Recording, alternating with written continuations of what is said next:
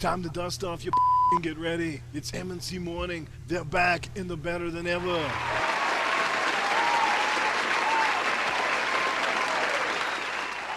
Good morning, everybody, and welcome to M&C Mornings. I'll tell you right now, crap, I'm a little bit more upbeat than usual because we've just actually gotten a chance to do so much gaming this past weekend. I spent so much time with the community. How you been, buddy? And I know you're just getting back from work, so how's your morning commute? Well, it's pretty good. What's up, everybody? Good morning. Hopefully you guys are all doing good. I get up super early on days that I got to work on Sundays, so I can get done and head back in time to do the show. And it's always funny because I got to get up like super early, so I didn't get to really do any of the gaming night stuff. I know it was it was the different crew that runs it every other week. So yeah. It was the Quest podcast guys with Goldblum and those people. And I was all ready to just at least hop in and say hi. And I had my headset, and then I fell asleep. So, yeah. Listen, you know what is funny about it, though? I mean, we've been trying to get so much of the Beam thing started. And Beam, we'll get into it today a little bit. Beam really has upped their ante on people as far as if they want to be, what is the actual word? They're not a presenter, but Patreon of their own on Beam. You have to have so many subs and so many live viewers, and I kind of get it from a business perspective. They changed it. They did recently, right? They just now changed it. It was like you needed 300 followers and 30 active live people in the chat. Right now, it's like 700 or 600 followers, and that's not 50. An easy task, though. Crap. Yeah. And, well, you know what? Like Next Gen, right? He's been on that grind on there. I think he does an exclusive podcast on there now too. Okay. He's been gaining steady followers and things like that. He's actually doing pretty well on that. Yes. I think it's actually a really good time to get in on the ground floor on that. I'm of the belief, like he's an OG. Yeah. You know what I mean? I guess we would be too. Like, I can't technically stream with my connection, but I'm there when we stream Friday nights. So, I mean, obviously. Well, it's an interesting take, right? I mean, anyone who's listening right now in the audience, and we'll let some of the audience kind of shift in. It's Sunday morning. Some people are still stirring their cream and sugar. But here's the thing. You have to look at Beam almost like when you invest in silver in the United States, right? You take your hard-earned money and you go put it into an account of some sort, and you want 2%, 3%, 4% back annually on this investment. And the thing about, like, when you invest in, like, U.S. coins or silver, you won't see 3 or 4% for almost a decade. So my point being with Beam is, Crap's the one who had to kind of explain this to me. You do anything else, even if you just do a YouTube channel and you put yourself out there for 2 weeks on Twitter, you're probably going to get 100 subs, which is a decent return back on your investment of time. But with Beam, it really is like what Zair's doing is the steady course to success. Yeah. You have to stream every day to get that little bit of investment back. And I'm not talking about even financial. I'm talking about just support. So what I'm going to be doing, I told Crap, we're always going to be doing Mooch and Crap and J-Dub's broadcasts on Friday nights. And actually, you know what? Before I get into that, Jay, how the hell you been, buddy? We've been talking a lot this past week, too. Yeah, no, everything's been good. Been playing with some new hardware and trying to get things perfected for the show. And, for only pennies a day, you, too, can help M&C Mornings perfect their show. Can't you see Jay just sitting Indian style in Canada with the Labatt's Blue and an empty cereal bowl? For just pennies a day. You know what's funny, though, is yesterday, because a lot of people don't realize that probably more so than any of the other shows that we do or we've done, Mooch, yes. we have to plan this one, and we do meetings and stuff with each other and test things out. So Yesterday was the absolute worst, most angry I've ever seen Jay. And I messaged Mooch. I was like, Jay doesn't sound too happy. And he's like, no, he didn't. He's like, no, because we could not get stuff working right. And I come home this morning and everything's working pretty well.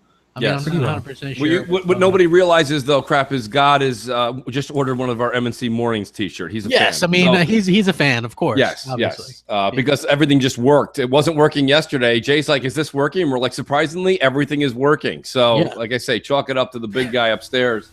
He sounded like Starscream yesterday. I did. He did. I'm not doing that on the air. Not yet, anyway. Yeah. That was great. You guys, what we're talking about is a little bit of Mooch and Crap insider stuff where we do a lot of live footage and recordings. Jay has all this on his scrap floor. his edit room floor. But I think one day we're going to put that out there for the Patreon folks. Yeah. That's I think that stuff's gold. Like yesterday was classic. Yeah. So if you guys don't know, we'll give you a little bit of hint. Like we do the top 10s ahead of time and then we give the raw audio to Jay, and Jay edits it together. Well, yesterday's top 10, it was totally bad because Mooch kept messing up. Yep. And so it was like we just do it on one long take. And so it was like, okay, Jay, you have to do this and fix this. And I asked Jay, I was like, was it bad? He's like, yeah, don't do that to me again. I was like, oh, how bad was it, Jay? Well, everything was good until we got to the end, and then he decided to do number 10 again, and then I had to cut the end and then paste it in the front. And yeah, it was a little bit. I was like Christian Bale in that that video that escaped, Yeah. and he was like, "Oh, good for you." I was just looking at the lights. It wouldn't have been so bad if I wasn't trying to concentrate on editing and the hockey game at the same time. But I'm going to blame you guys for the reason why the Montreal Canadiens got beat up by the New York Rangers last night. That's your fault. New York. But no, what I was going to say was no, it's funny. It seems like, and Jay, I'm only pointing the finger at you because I talk to you so much, but so many people on Twitter are from Canada as well. Hockey playoffs completely shut down Canada. Like Canada's Definitely. Closed for the next month. If anybody needs anything or you haven't gotten a social security check from them in a while, just wait till July. April, May, June. April, Yes, May, June. that's right. Yes, you're stuck. Your face is stuck on the TV, and it doesn't matter if it's your favorite team or not, because like now my team's gone. I've got 2 or 3 other Canadian teams to root for. I guess I'll jump on Toronto's train right now, and I'll root for them for a little while, and then if they go out, I'll go on to Edmonton. And God, we don't have as many teams as you guys do, but we have a lot more snow and ice, which doesn't make any sense. Yeah. It's true. Well, yeah, well, even Noof, like Noof Nukem, he's Canadian, and he's always like, yeah, I gotta watch my I don't know what the hell team he watches, but the Oilers, is that a Canadian team? Yeah, probably Edmonton Oilers. Yeah. Yes, I Yeah, think that's yeah. his team. He's very Yeah, excited. So he's super excited about that. Also, hey, we did game night, like we said, we've been streaming on Mooch's Beam channel, so you Yes. guys could follow that. Like right now, I don't know if you put it in the link, but you probably should have, Mooch. I'll put a link in the description. You know what? I will. I'll do that. Yeah. As we're in the midst of this. Yeah, so I played Diablo 3 for the first time, and it was wild. We played with GKB and She-Wolf, and it was a bit wild because they were super high levels, and me and Mooch were level 0s. Right. And so they were just like, okay, well, we're just going to run you through here and level you up to... Well, first of all, Well, crap, you got the cliff notes of Diablo 3, okay? Yeah. Because let's be honest, here's the thing. So I've got characters that are grinded as high as She-Wolf and GKB, but as far as doing the rifts and the seasons, I haven't done any. I didn't have a character built for seasons. So what was really neat, and I'm going to let Crap tell the joke because he owns this one.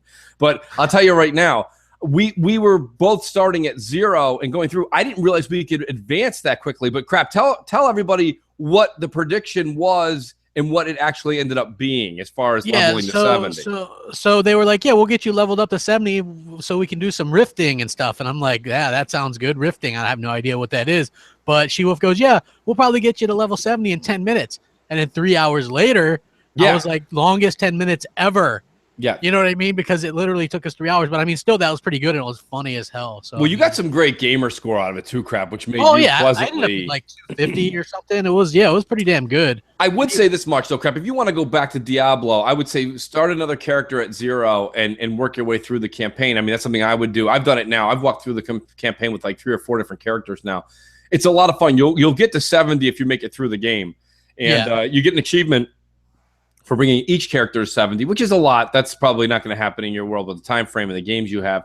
But I mean, nonetheless, the game is a lot of fun. I think the story progresses. And the one thing we didn't get to enjoy in Diablo 3 by doing the rifts and the season was that you didn't get to enjoy all the artwork and the amazing detail that went into each of the level designs. That game looks amazing. It's gorgeous. Yeah. It was like that day one. And all the colors and just, it was like really, really did a fantastic job with that. Yeah. Just absolutely amazing job in my opinion. And yeah, like for the first time playing it, I thought it was a lot of fun. Like at first, I'm just like, yeah, you know what I mean? Because we couldn't really hit people because we weren't leveled up enough. And then once we started hitting higher levels, I was like, oh yeah, this is fun. You know what I mean? Like it reminded me a lot of Gauntlet on the Dreamcast, Right. which I absolutely love. So Loved it. yeah, I thought it was pretty damn awesome. Well, you know, Before, go ahead, Crap. Go ahead. I was gonna say before we go into the whole like whatever else we got to do, I figure we should do some of the shout outs, eh? Yeah, let's do a shout out, eh? Yeah. So shout outs to my shout outs. So first of all, Josha Z. Yeah. I mean, Alex H. Lethal Papa, Longshot, Mark D.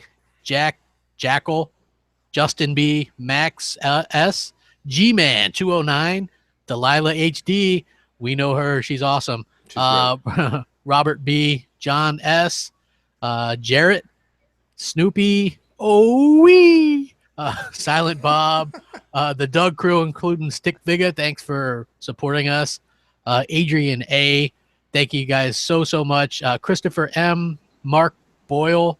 Let's see, Frodo. I know that these people probably don't really. Actually, these are a little bit below the tier, but still, shout out to Dreyer and everybody that supports us. Even if they just support us in the chat or whatever. There's been so many people crap. I do want to say, like, I'm it's funny, guys, just so everyone knows, week to week we alternate. Crap does 1 week on his channel. I do one on mine. This one's on my channel, of course. And I'm a little bit more in tune with the chat when it's Crap's week, because I'm just making sure that anything Jay needs or anything he has in the group chat that I have to pay attention to, going through my notes. So I do want to do a quick, this has nothing to do with the actual Patreon, but guys like DJ Singh, William Ramos, these are guys that have been with us since week 1. Crap, we got Lethal Pop. These guys are all like, Mooch, what's up? And I'm scrolling all the way up in the chat because I haven't gotten a chance. Animalia Freak. These guys are great people. I want to say thanks for being with us today. Matt Jones, he's like, I bought their shirts, and he did. Our boy Def Jam, he bought shirts, and like just seeing everybody that's been so supportive with the Patreon stuff. Again, some of it is taking a little bit of time. We did our first Patreon exclusive podcast. Yes. And that I thought went pretty well. We're going to give a little bit better idea of when we're going to do those going forward. We kind of were rushed with Easter and things like that. So we're like, let's do it Monday. And then Monday was no good. So we were like, how about Tuesday? And so we kind of did it that way. But we're going to do 2 of those a month. And I think that those are pretty good. You know what I mean? People like the show.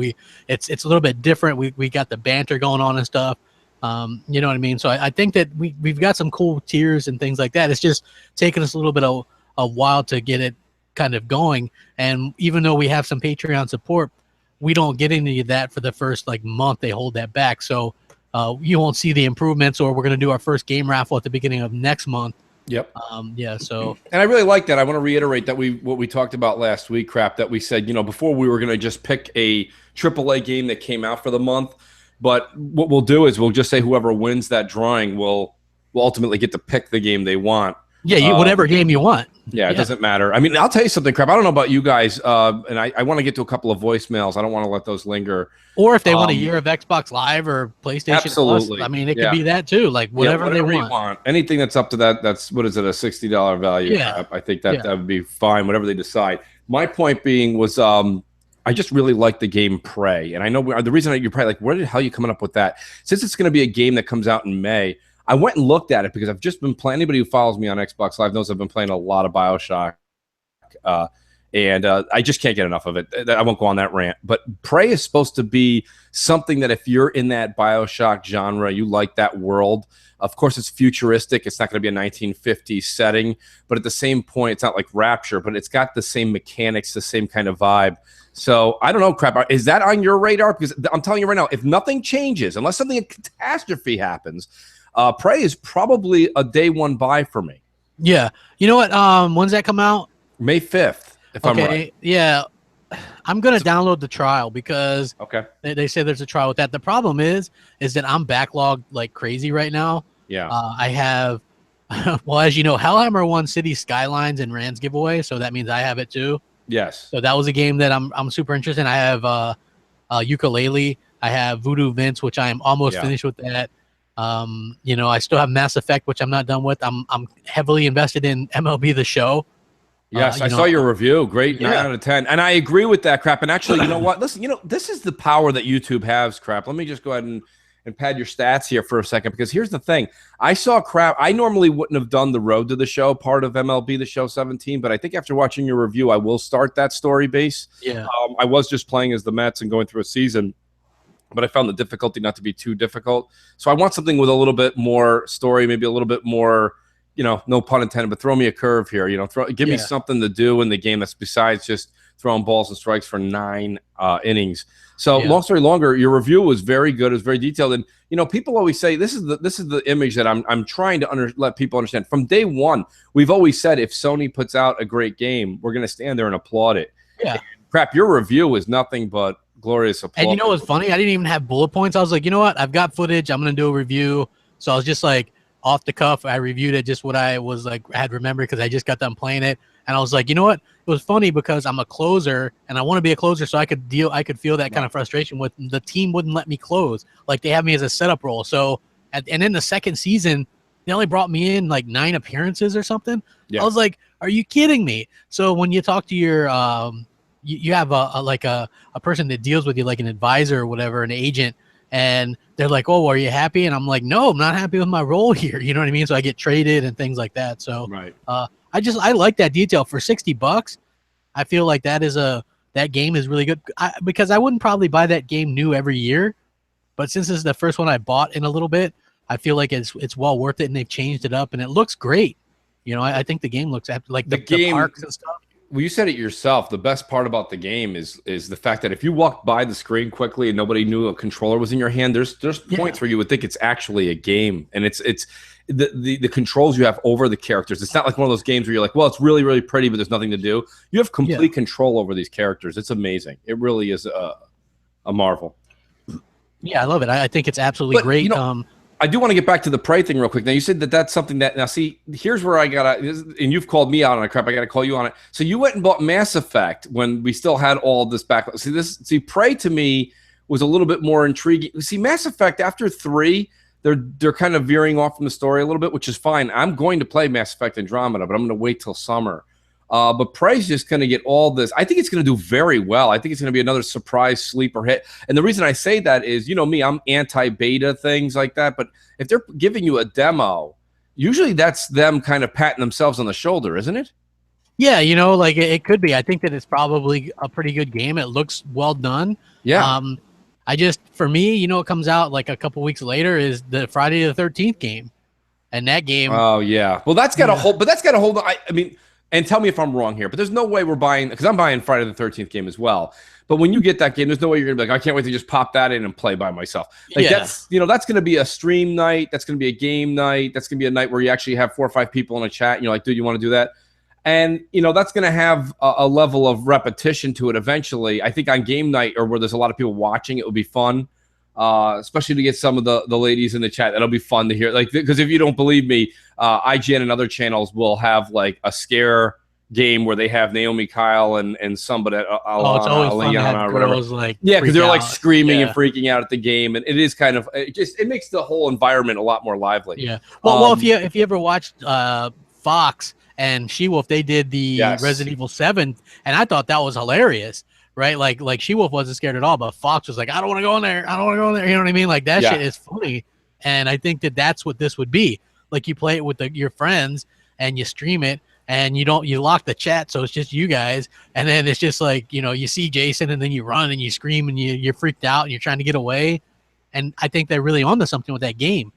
I agree. So, I think that's going to be a perfect game to stream, and I'm looking forward to playing that game tremendously. I hear it's amazing. The game grew on me. It really did. When I first saw it, I thought, here we go again, another 4v1, which, as everyone knows, I'm just not a fan of that whole thing. I'm like, this isn't going to work, or in this case, it's 5v1.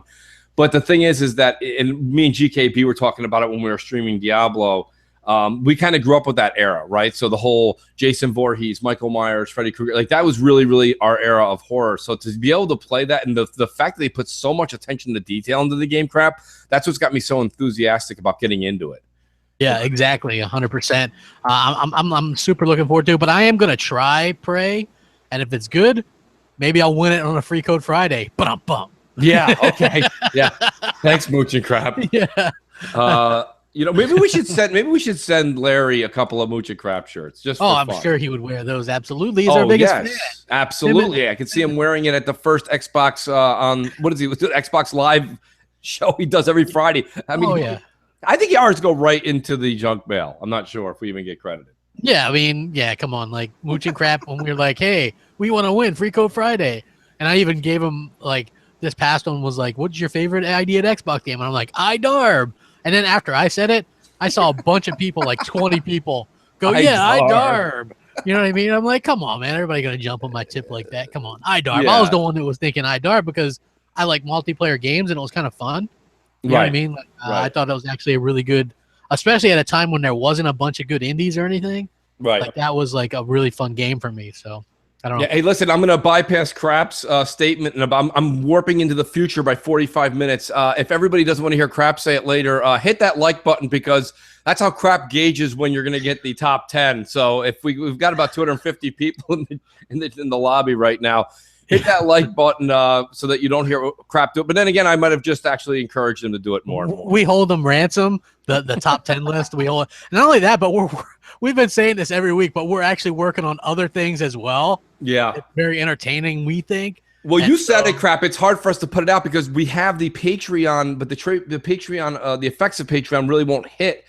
We have to wait 4 weeks till that kicks in. And then from there, we have the purchases we have to make to get Jay the equipment he needs. So, that's if anyone's wondering why isn't I'm not seeing that, we are working on them. We are spending hours throughout the week recording stuff. So it's crazy. It is wild. Hopefully you guys will enjoy it as it starts getting, you'll start seeing it produced and put out there in May. And we do have voicemails, don't we? I think we got a hillbilly. We have a hillbilly. We do have a hillbilly. Or he maybe prefers to be called a Hill William. Get it? But I mean, I have to have those rim shots on deck all the time. I know, because I can't use them anymore. There's no... They took my power. Okay, so are you ready for our first voicemail? Yeah, let's hear it. Well, hello, M&C Mars, Mooch and Crap, and J-Dubs. I really love the show. It's a heck of a lot nicer waking up to your voices than hearing my crusty old wife. And in the meantime, I got a question for y'all here now. I just wanted to know, on a scale of 1 to 10, how would you guys rate the Xbox One at this juncture in its life cycle? And I also want to know, what is perhaps the worst piece of shit console you ever dumped your money on? Would love to know. Thanks, guys. Have a great show. Hey, good to hear Cletus calling in. That was great. Let's see, the worst console that I've ever wasted money on. Possibly the... Well, maybe the Wii U. I don't know. Yeah, I think we use a safe bet. I mean, myself personally, and I know I'm going to get a lot of people that are going to boo and hiss, but for me, it was the PS3. I just didn't care for the PS3 very much, and the reason being is I'm going to start off with the controller. I know the controller was the biggest piece of crap ever. Oh, I mean, listen, when you step on, look, this isn't just controllers. I'm like this, and Tim Dog knows the kind of guy. I'm like 100% Italian. I like everything built solid. Like if you have hardwood floors in your house and I'm walking on them and they all creak and crank all over the house, like that bothers me. You know what I mean? Like I don't want to pull a new controller out of the box, go to press the circle button, and it sounds like you're squeezing some sort of like plastic vinyl fence. You know, it's like it just creaks and cranks and squeaks. That's just it just felt cheap out of the box. And then, of course, they did the same thing they're doing this year or this generation, where all the games are, heavily pushed. It's like an MLB contract, right? Yeah. Everything's just pushed to the end of the contract. It's like everything comes out the last couple of years. So when you had the PS3, there wasn't anything great. And then all of a sudden at the end, everyone's like, oh, look at all the great games that came out. Yeah, but I don't know about you guys, but like who stands in line that long when there's no product coming out for, you know what I mean? Like I just leave the line. So when people are like, oh, you missed out on this and missed out on that, I'm like, I didn't really miss out on shit. I think that you guys just waited too long. You turned blue in the face and you were happy with what you got. Yes, no doubt that I loved The Last of Us. And Crap, that's where me and Crap, one of the things we don't see eye to eye on. I like The Last of Us a lot. So yes, I did play that. I enjoyed it thoroughly.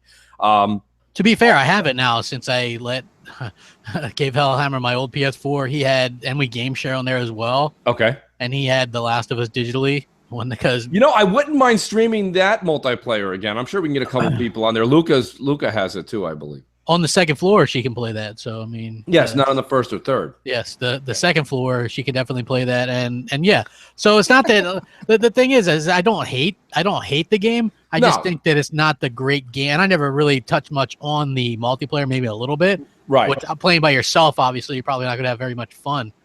Yeah, like just the story just the crutches of that game. Like, here, help her on this floating, thing across the river again, and again and again. Hide behind there here, was throw a rock, throw a bottle, throw a rock, throw a bottle. Yeah, there was heavy repetition in the game. There was. I mean, the thing about it, I think that gets me, crap, it's another thing. I mean, you don't really watch like Walking Dead, right? Or you're not really into it. I watched it up until the point where I did watch the episode where they killed Glenn and the redhead dude. You watched it up until then and stopped? No. I watched that specific episode because I wanted to see who got the baseball bat. But I had watched it up until the season where the governor and Rick, they spent the whole episode sitting at a table talking. Yes. And I was like, oh my God, this sucks. And so that was the point that I stopped. I heard it's gotten much better since then. Yeah. I mean, listen, each season has, let's put each year into perspective. There's an 8 season. There's an 8 episode that goes on around October. That's usually the most thrilling first 8. The first 8, the second 8 kind of get you warmed up and ready for what's going to happen in October again. My point being is that, like, just like anything though, crap. I mean, when you have something that's on for 7 seasons, what show can you tell me has been on for 7 seasons and is just every episode was a Michael Bay explosion? You know, I mean, it's not always, you have to make a character get attached to a character before they end up killing that character. And then you're like, oh, you know, so like, you have to kind of build all that up. And I think that that's what they do very well. Yes, sometimes you do turn around on, you know, you're at the bubbler like that on Monday at work and you're sitting there at the water cooler and you're like, what the hell is this? I didn't think that was a great episode at all. And that's fine.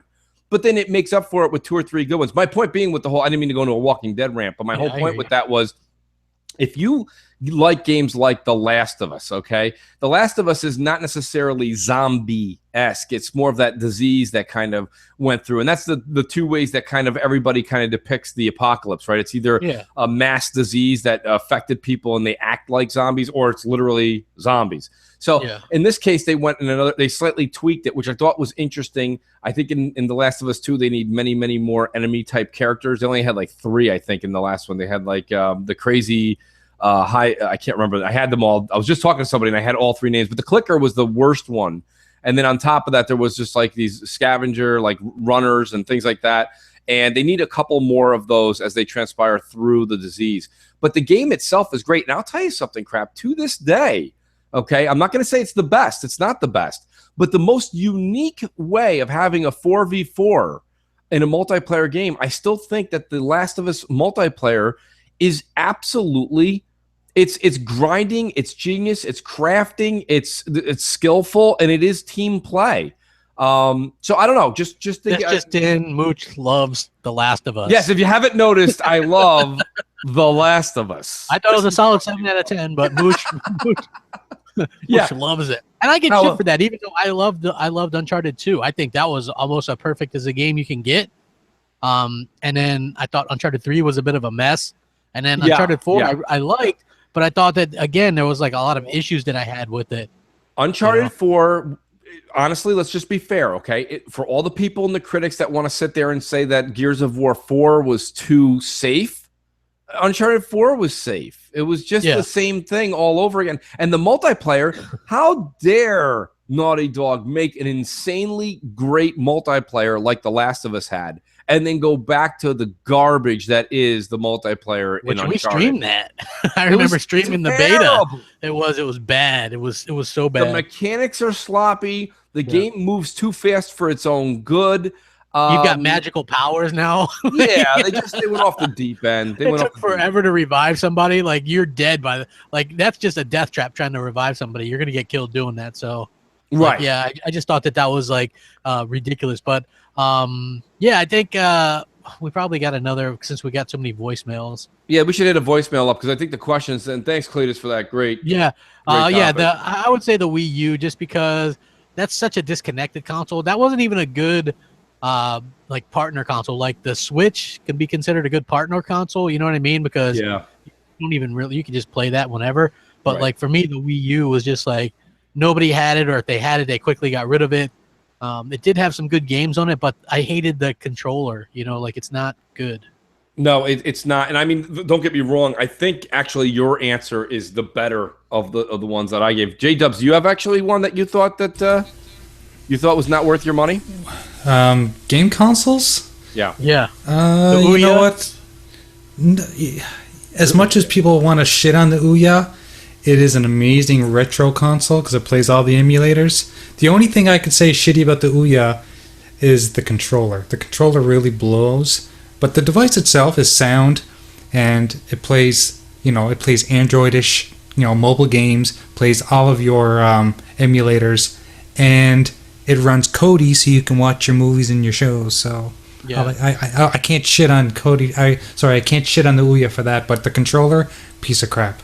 Yeah, exactly. Yeah, I finally got my my Switch Pro controller, by the way. I forgot to talk about it. I got it about maybe 2 weeks ago, and I've kind of dabbled with it. But it's decent quality. But boy, man, does Microsoft have the market cornered on controllers. And I've been playing more PS4 as of late. Crap, you know that. We did Drawn to Death, and we've played some other games. And, man, listen.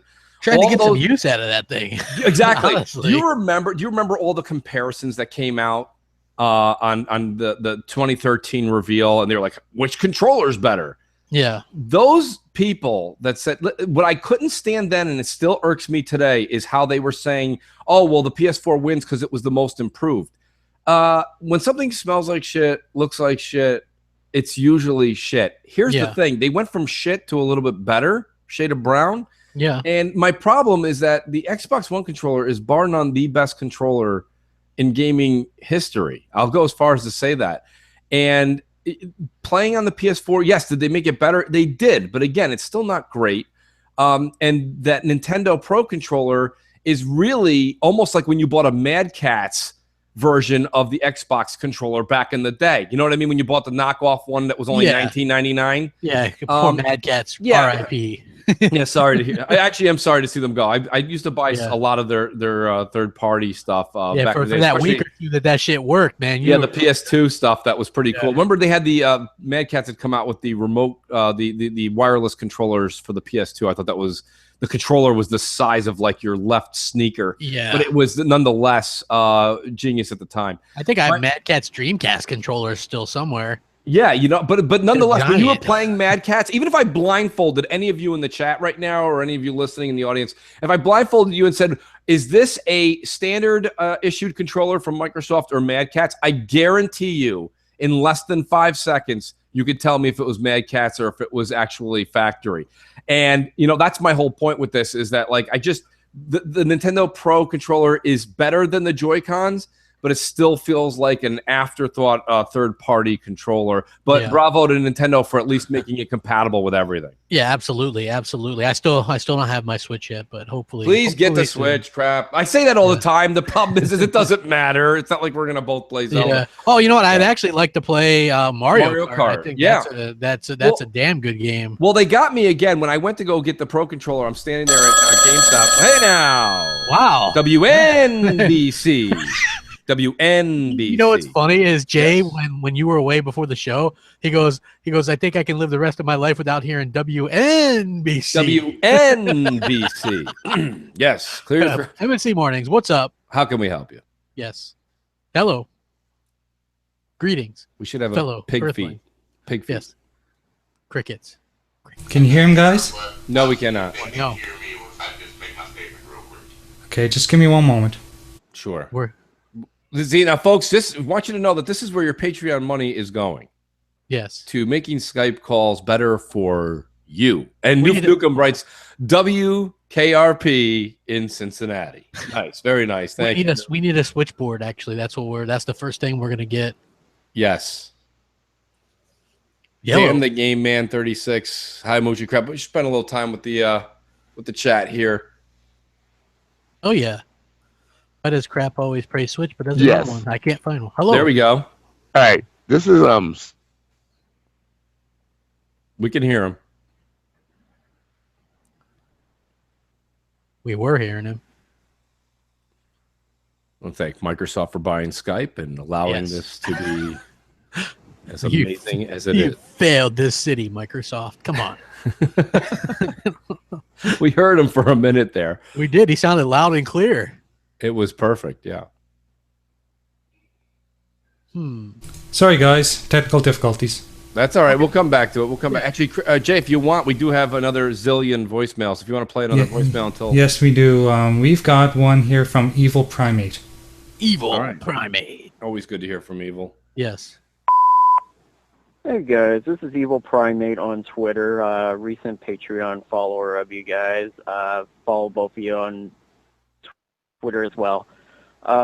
Just wanted to say, keep up the good work. You guys are doing great on the podcast. Really appreciate listening every week. Also, since I had a bad experience today, GameStop, can I get a fuck GameStop in the chat, please? Thank you. Yeah, well, he's totally entitled to a fuck GameStop in the chat. Yeah. Listen, I want to say something to that, though. I hope everyone does realize that listens to the show, catches it live, they're catching it later. Me and Crap and Jay really try to put together a different type of show, and you're really going to see that transpire, especially with the bits and skits we have coming up. You'll get a little taste of it what we have today. And we want to thank all the people, and we'll get into it a little bit more. I want to thank all the people that do provide content for the show. There's some great artists out there that keep contributing to make this show better, and we hope it allows them to grow in their channel as we promote them, right, Crap? I mean, yeah, so absolutely. many great people. Yeah, absolutely. A lot of great people. It's helping us, here's the thing with the whole Patreon thing. So I guess some people tried to give us some flack for that or whatever. But at the end of the day, it's not like we're pocketing that money. What that's for is so that we can do the new game giveaway every month, so that we can get Jay a switchboard, so that we can pay to keep the show on iTunes, because you guys have said, hey, we would like to go to iTunes and these other places to view the show. Well, that's not exactly cheap to do that, So that's where this money goes to. It goes to keeping the show sounding good and expanding it so you can listen to it at your leisure in other places, and not just that Crap. I think that the main reason that we get so excited to do this, and we put we put 2 hours in on Sunday. Actually, that's not even true. We're usually at about 3 or 4 hours on Sunday because we get in early, and then we end even after the show. We end a little late talking about some things for next week, and then during the week we have a few meetings and recordings. What we get so excited about, want everyone to know, is that this is different. I mean, I love podcasting. I think it's great. And don't get me wrong, ultimately this could be construed as a podcast, but it's really, we're trying to take as many measures, and the changes you'll see that we make to it are to make this more of a show, more of like a morning talk show than just a normal podcast. So with your efforts and your assistance in Patreon, I think you'll see that transpire. So I want to say, thanks to Evil for the call in and saying thanks for continuing to do it. Those calls are very, very much appreciated to hear people do that. So don't think you call in and say thanks for the show, that's not something. That means a lot to us because we are putting in a lot of hours, and we're hoping that you guys see the work transpire soon. Yeah, absolutely. And you guys have been really great and supportive and stuff like that. So very, very much thanks to you guys for that. It's really been it's been great. So, we do have Xbox Trigger on deck. Why don't we go with another voicemail, and then we'll see if we can get another Skype call in here. Yeah.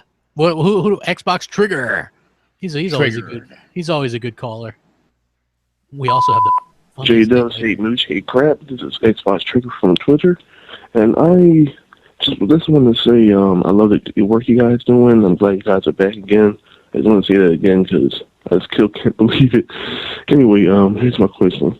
Now, since the Scorpio has been around for I don't know, a couple weeks now, Ponies went through all the stages of grief, and I just want to know, what do you think about the new, their new, I don't know how to say, the new complaint. They're saying, well, what about when Xbox sees the power of the cloud?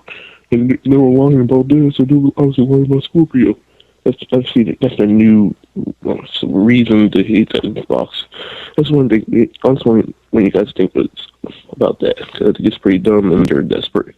Anyway, thank you. Bye.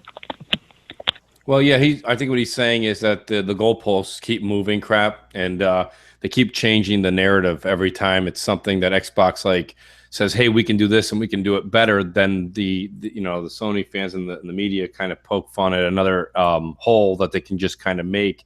And now he's saying, I think with the power of the cloud thing, though, Trigger, to answer your question, is Microsoft was kind of at fault to show that back in 2013 when we're actually going to see it in 2017. And we saw bits and pieces of it with Titanfall. But realistically, nothing else has been utterly pointed out and said, this is the cloud. The cloud is doing this. I think the next time we're going to see them really start to talk about that and all that, the calculations that it's actually doing, running in the background, if you will be from Crackdown 3. But yeah, no, I mean, as far as what do I think that they just keep moving the goalposts. I mean, Crap said it 2 years ago that once power was changed back to Microsoft, it would go to games or something else. And we see that that's the first thing they did. And Sony started that campaign. Listen, guys, this isn't just the Sony fans. It's not just the media. Sony does this. Sony's playing everybody like a fiddle. Sony did it at the last E3. Okay, that wasn't just an orchestra, and it wasn't just Sean Layden's too tight T-shirt that he wore out there. That was a disgrace. You know, the real disgrace came from the fact that they were going to show their hardware. They got showed up by the Scorpio, and what they did was they said, you know, they're scramble this year. Isn't it funny that Sony? You know, it's funny. Everyone shits on Microsoft, but why is it Sony that if they're so well organized, why is it Sony has to keep scrambling last minute? You know, I don't know. You know what? That's genius. Is it genius or just underprepared or just like I'm going to copy the person that's sitting next to you's homework assignment? Doesn't it seem that way? Like Sony's sitting like Sony right now. If you were to walk up to Sony Studios, they'd be, hey, excuse me, everybody. What is it you would say you have prepared for E3? Well, we're going to kind of wait until Sunday evening is complete and then we'll write a script. Okay, great. So you're just playing off of anything Microsoft. If Microsoft happens, Phil Spencer gets on stage and happens to burp, okay, the wrong way, they're going to attack that. So, I mean, it just seems like for this great, all-powerful company, all they really do is just copy other people's homework assignments. You know what? Here's the thing. Also, I noticed that Microsoft gets a lot of shit as far as, you know, why are they being so quiet? Why are they being so quiet? When is the last time Sony has made any news or made any noise? Honestly, I mean, yeah, they've released some third-party games that were delayed from last year and previous years, but they're not talking anything really. Honestly, like when was the last time they've made any kind of noise or big announcement? Like it's been a while, but everybody's like, Microsoft's so quiet. Oh, keep fingers crossed, folks. We might actually get a call. Fingers crossed. Fingers crossed. M&C Mornings. 2017 and Skype is on the fritz. Yes. How can we help you? Yellow. I think Jay needs a few seconds even when we hear that. I think it's the same caller too. ¿Cómo estás? I love Crap's Spanish is just fantastic, by the way. ¿Cómo estás, bitches? Okay, guys, since it's not coming through properly, I'm going to push them through my own microphone, okay? That sounds good. Okay, go ahead, Steven. This is Sir X-Man, and I have a question for you guys. With 4K and 7.1 surround coming out of the Scorpio, you're going to have your full home entertainment system at home. Now, the movie theaters will be getting smaller and smaller because of these video game consoles pumping out pretty much better resolution than in the theater. What do you think the effect is going to be when Scorpio comes out for the movie industry as a whole? That's the only question I had. Oh, good playing with you on Halo a few weeks ago, Rap. And Mooch, thank you for friending me. That's about it, and I love both you guys. You're doing a good job. Talk to you later. That was awesome. And it's hopefully he calls back in next week when we have a lot of this figured out. That was a great call. You know, to be honest with you, I made out. Did you make out the question, Crap? I did. About the movie, about the movie industry and things like that? Yeah.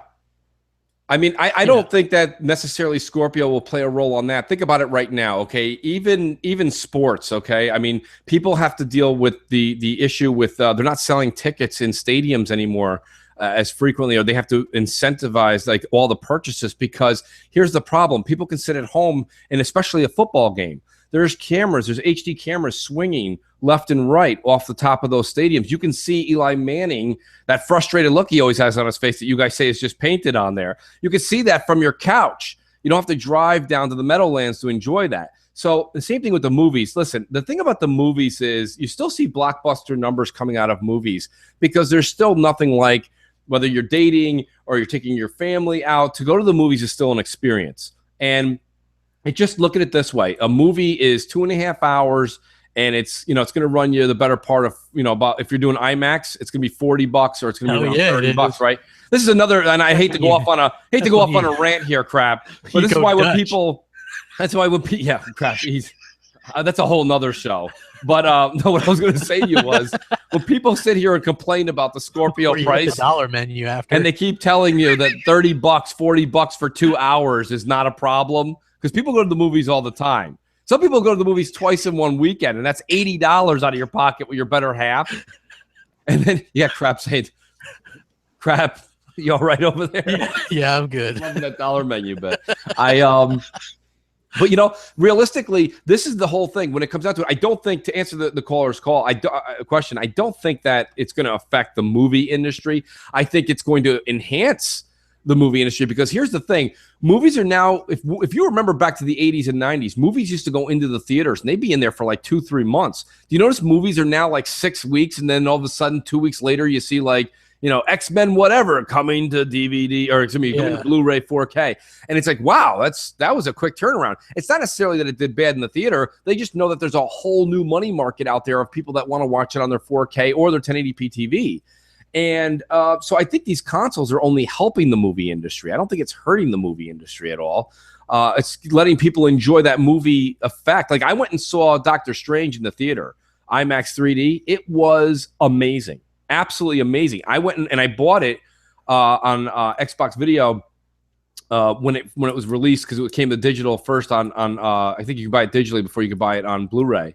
And don't get me wrong, it was great watching it at home, surround sound, the whole nine. But I can't say it beat the movie experience. Yeah. So I still think that even with these great devices that are coming out and giving us this 4K visual fidelity on your screen in your home, it's still nothing like going to the movie theater and overpaying, and the whole everything that just is so great about the movies. You know what I mean? Like popcorn that's been sitting there for 3 hours, they drench in butter.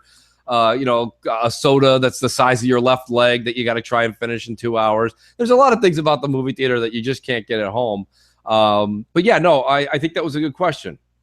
Yeah, I agree with you. I don't know. I don't think we're going to see like a huge difference. I mean, what we're seeing already is like the 4K Blu-ray thing take off, because not everybody can stream 4K, right, and it's still compressed when you do that. Like, if you ever look at something that's on a 4K Blu-ray, it looks much, much better. Right. Much better. Well, I think Sony was quite ignorant and really pompous to say that they didn't want to put a 4K drive, ultra high definition drive in there because of the fact that they were going to stream. Like, these are the same people that said, this is how you share a game. Yeah. Right. So you're telling everybody 3 years ago that you're not into the whole DRM thing, and now you're telling people that you want them to stream movies, games, everything else in 4K. Like, who are you people, and where have you been? Like, 3 years is not enough time to say that we've all made, like, there's still people like who can't, like, Crap. I mean, Crap is as highly technical. He knows what's going on. He understands what the situation is as far as like streaming this and that. He can't stream on Beam because he just doesn't have the internet capability. Yeah. And he's in Florida. Okay, yeah. He's not in Bumpkin. He's in Florida. To be fair, I have a decent download. My upload isn't good, but actually, I'm in the middle. I'm gonna have to buy some stuff. I'm gonna try it one day, and just to see what it can do, because I hear it's pretty low latency on Beam. So I mean, we'll see how that goes. But absolutely, you know what? Make sure you guys hit that like button. I figure when we get to around 200, we'll run the top 10. But we do have a new sponsor. We have a new sponsor, right? We do. We have a brand new sponsor. We're very proud of the sponsor. They gave us a nice little theme song to play, and I think you guys are really going to enjoy this. Jay, do we have the new sponsor queued up? It's all ready to go. All right, guys, enjoy this. This is great. Crap, this really took me by surprise. I'm really glad to have these guys with us. This is such a big gaming organization. Absolutely. So presentation mode activated, I guess, right? Jay, do you need a presentation mode? Let's do it. It'd be even better. All right, here we go, everybody. Enjoy our new sponsor. Thank you. Thank you.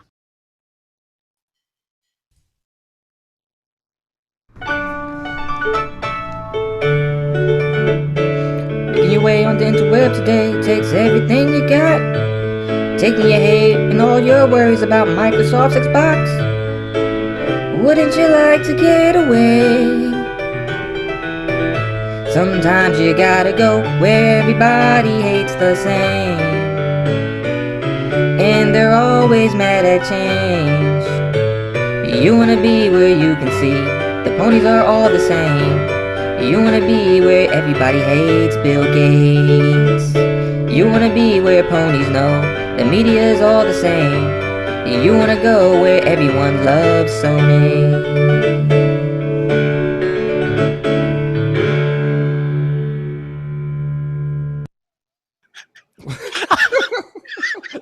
Thank you so much for sponsoring the show. What a great sponsor, right? I mean, Man, I'm telling you, that was fantastic. You know, I think that's so good. We have to play it again before we leave. Yeah, maybe we'll do that before the outro. We'd like to give that sponsor a little bit of credit again at the end. Absolutely. And for those that don't know, I listened to that about 30 times last night, and I was just cracking up. I could not.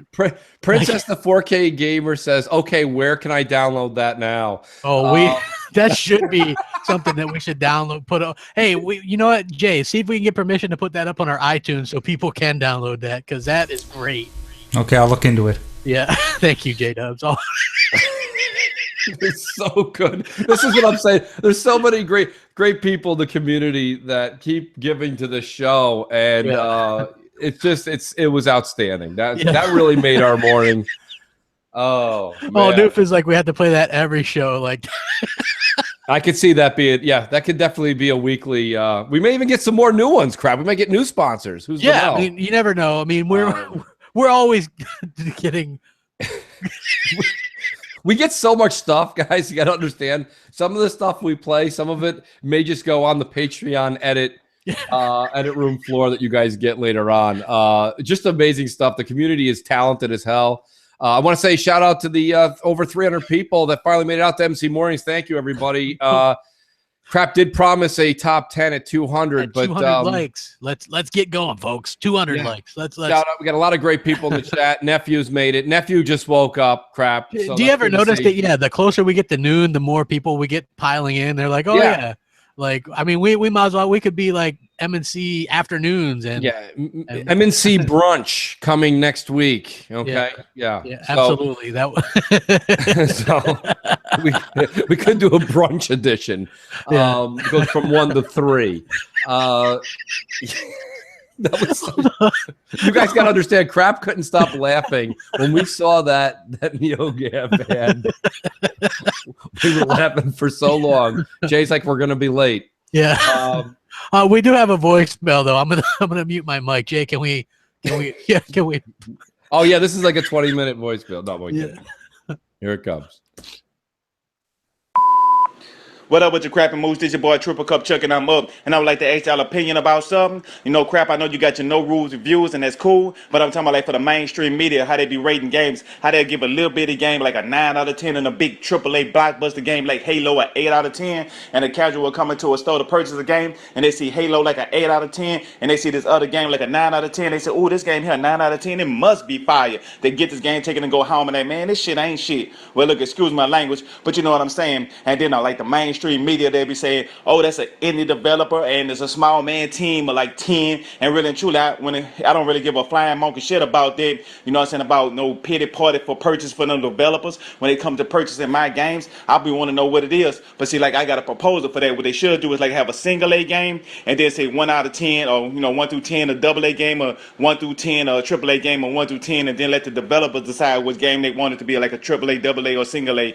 And like, give an example, like for No Man's Sky, they could say, okay, No Man's Sky would be a AAA game and they get like a 3 out of 10. But if they would have said, oh, No Man's Sky was a AA, it'd get like a 6 or a 7. You know what I'm saying? Well, this your boy Triple Cup Chuck, and I'm out. Hold on. No, I ain't out yet. Hold up, I got 2 thank yous I want to give. I want to give a thank you to you, Crab Mooch, and Jay Williams from the Wheel of Ones. You know what I'm saying? I won on that thing. You know what I'm saying? Whoop, whoop. I want the other thank yous. You know what I'm saying? I would like to thank y'all for, you know what I'm saying, for being fans of the fans, because if y'all weren't fans of the fans, we wouldn't have the show. You know what I'm saying? Well, this your boy Triple Cup Chuck, and I'm out. Yo, that actually, I gotta be honest with you, that was awesome. That was, I'm not gonna lie to you, that was like, awesome. Yeah, like, first of all, thanks for realizing that no rules reviews mean I have no rules. Good head on your shoulders with that. Do you want to handle the rest of that? Well, I mean, I just, you know what, like, handle the rest of it. That was it was intense. I mean, he's really attacking the whole like media and how they judge games versus how you do it. Crap. Yeah, you know what? Here's the thing. They're paid to do it. I'm not. They're supposed to, you know. Yeah, and even so, you know, like I gave MLB The Show a 9 out of 10. I thought that's a fantastic game. I gave Until Dawn a good score, Ratchet and Clank a good score. Like I can do that. Where you have some of these mainstream sites, like I don't know if you saw that on Twitter. I got in kind of a back and forth with some GameSpot people, and they basically like admitted that they don't have to be, you know, objective or objective. Yeah, I mean, they basically said that. There's So, we should stop calling them the gaming media. I mean, they're just, it's just a blog, right? I mean, it's just an opinion piece at this point. I mean, you guys tune into us, right? And you get our opinion. Nobody's ever said, Mooch, we need you in Studio 3 for your broadcast on gaming media. Like, nobody ever calls us in like that. People are like, oh, this is their opinion. And everyone's entitled to their opinion. And that's fine. If that's how it is, then that's where it is. But, well, journalism's dead, right? I think we're seeing that everything from political news to gaming news crap. I mean, journalism's dead. It's just opinion pieces now. Yeah, I agree 100%. And again, they're getting pissed off. And to his credit, Colin Moriarty said something similar, and I remember I sent it to you. Yes. Where he said, the more that the games media becomes irrelevant, the more they're going to push back against like the YouTubers and the streamers that make them so irrelevant. So basically, that's what's happening. Right. You know what I mean? So I don't really take their stuff seriously. I think that, we've all seen it, that there's a bit of a bias. Like I'll play a game. Yeah, I'll play a game that the media will hype up and say is so great, and then I play it and it's complete trash. Like, I know the average everyday gamer is not going to like that game, So that's why I started doing reviews, and also to help out people in my gaming clan as well, because they were like, hey, which games are good, which games are bad, and I had pretty good taste in games. So that's how that kind of came to be. And as far as that, like, people will be like, oh, well, this game's great. And then I'll play it, and I'm like, no, the average gamer is not going to like this game. Or, just as examples, you know what I mean? It's just like, they're not going to, and and that's unfortunate. Like, there's bias, and there's obviously, like, a lot of these sites are blacklisted and things like that.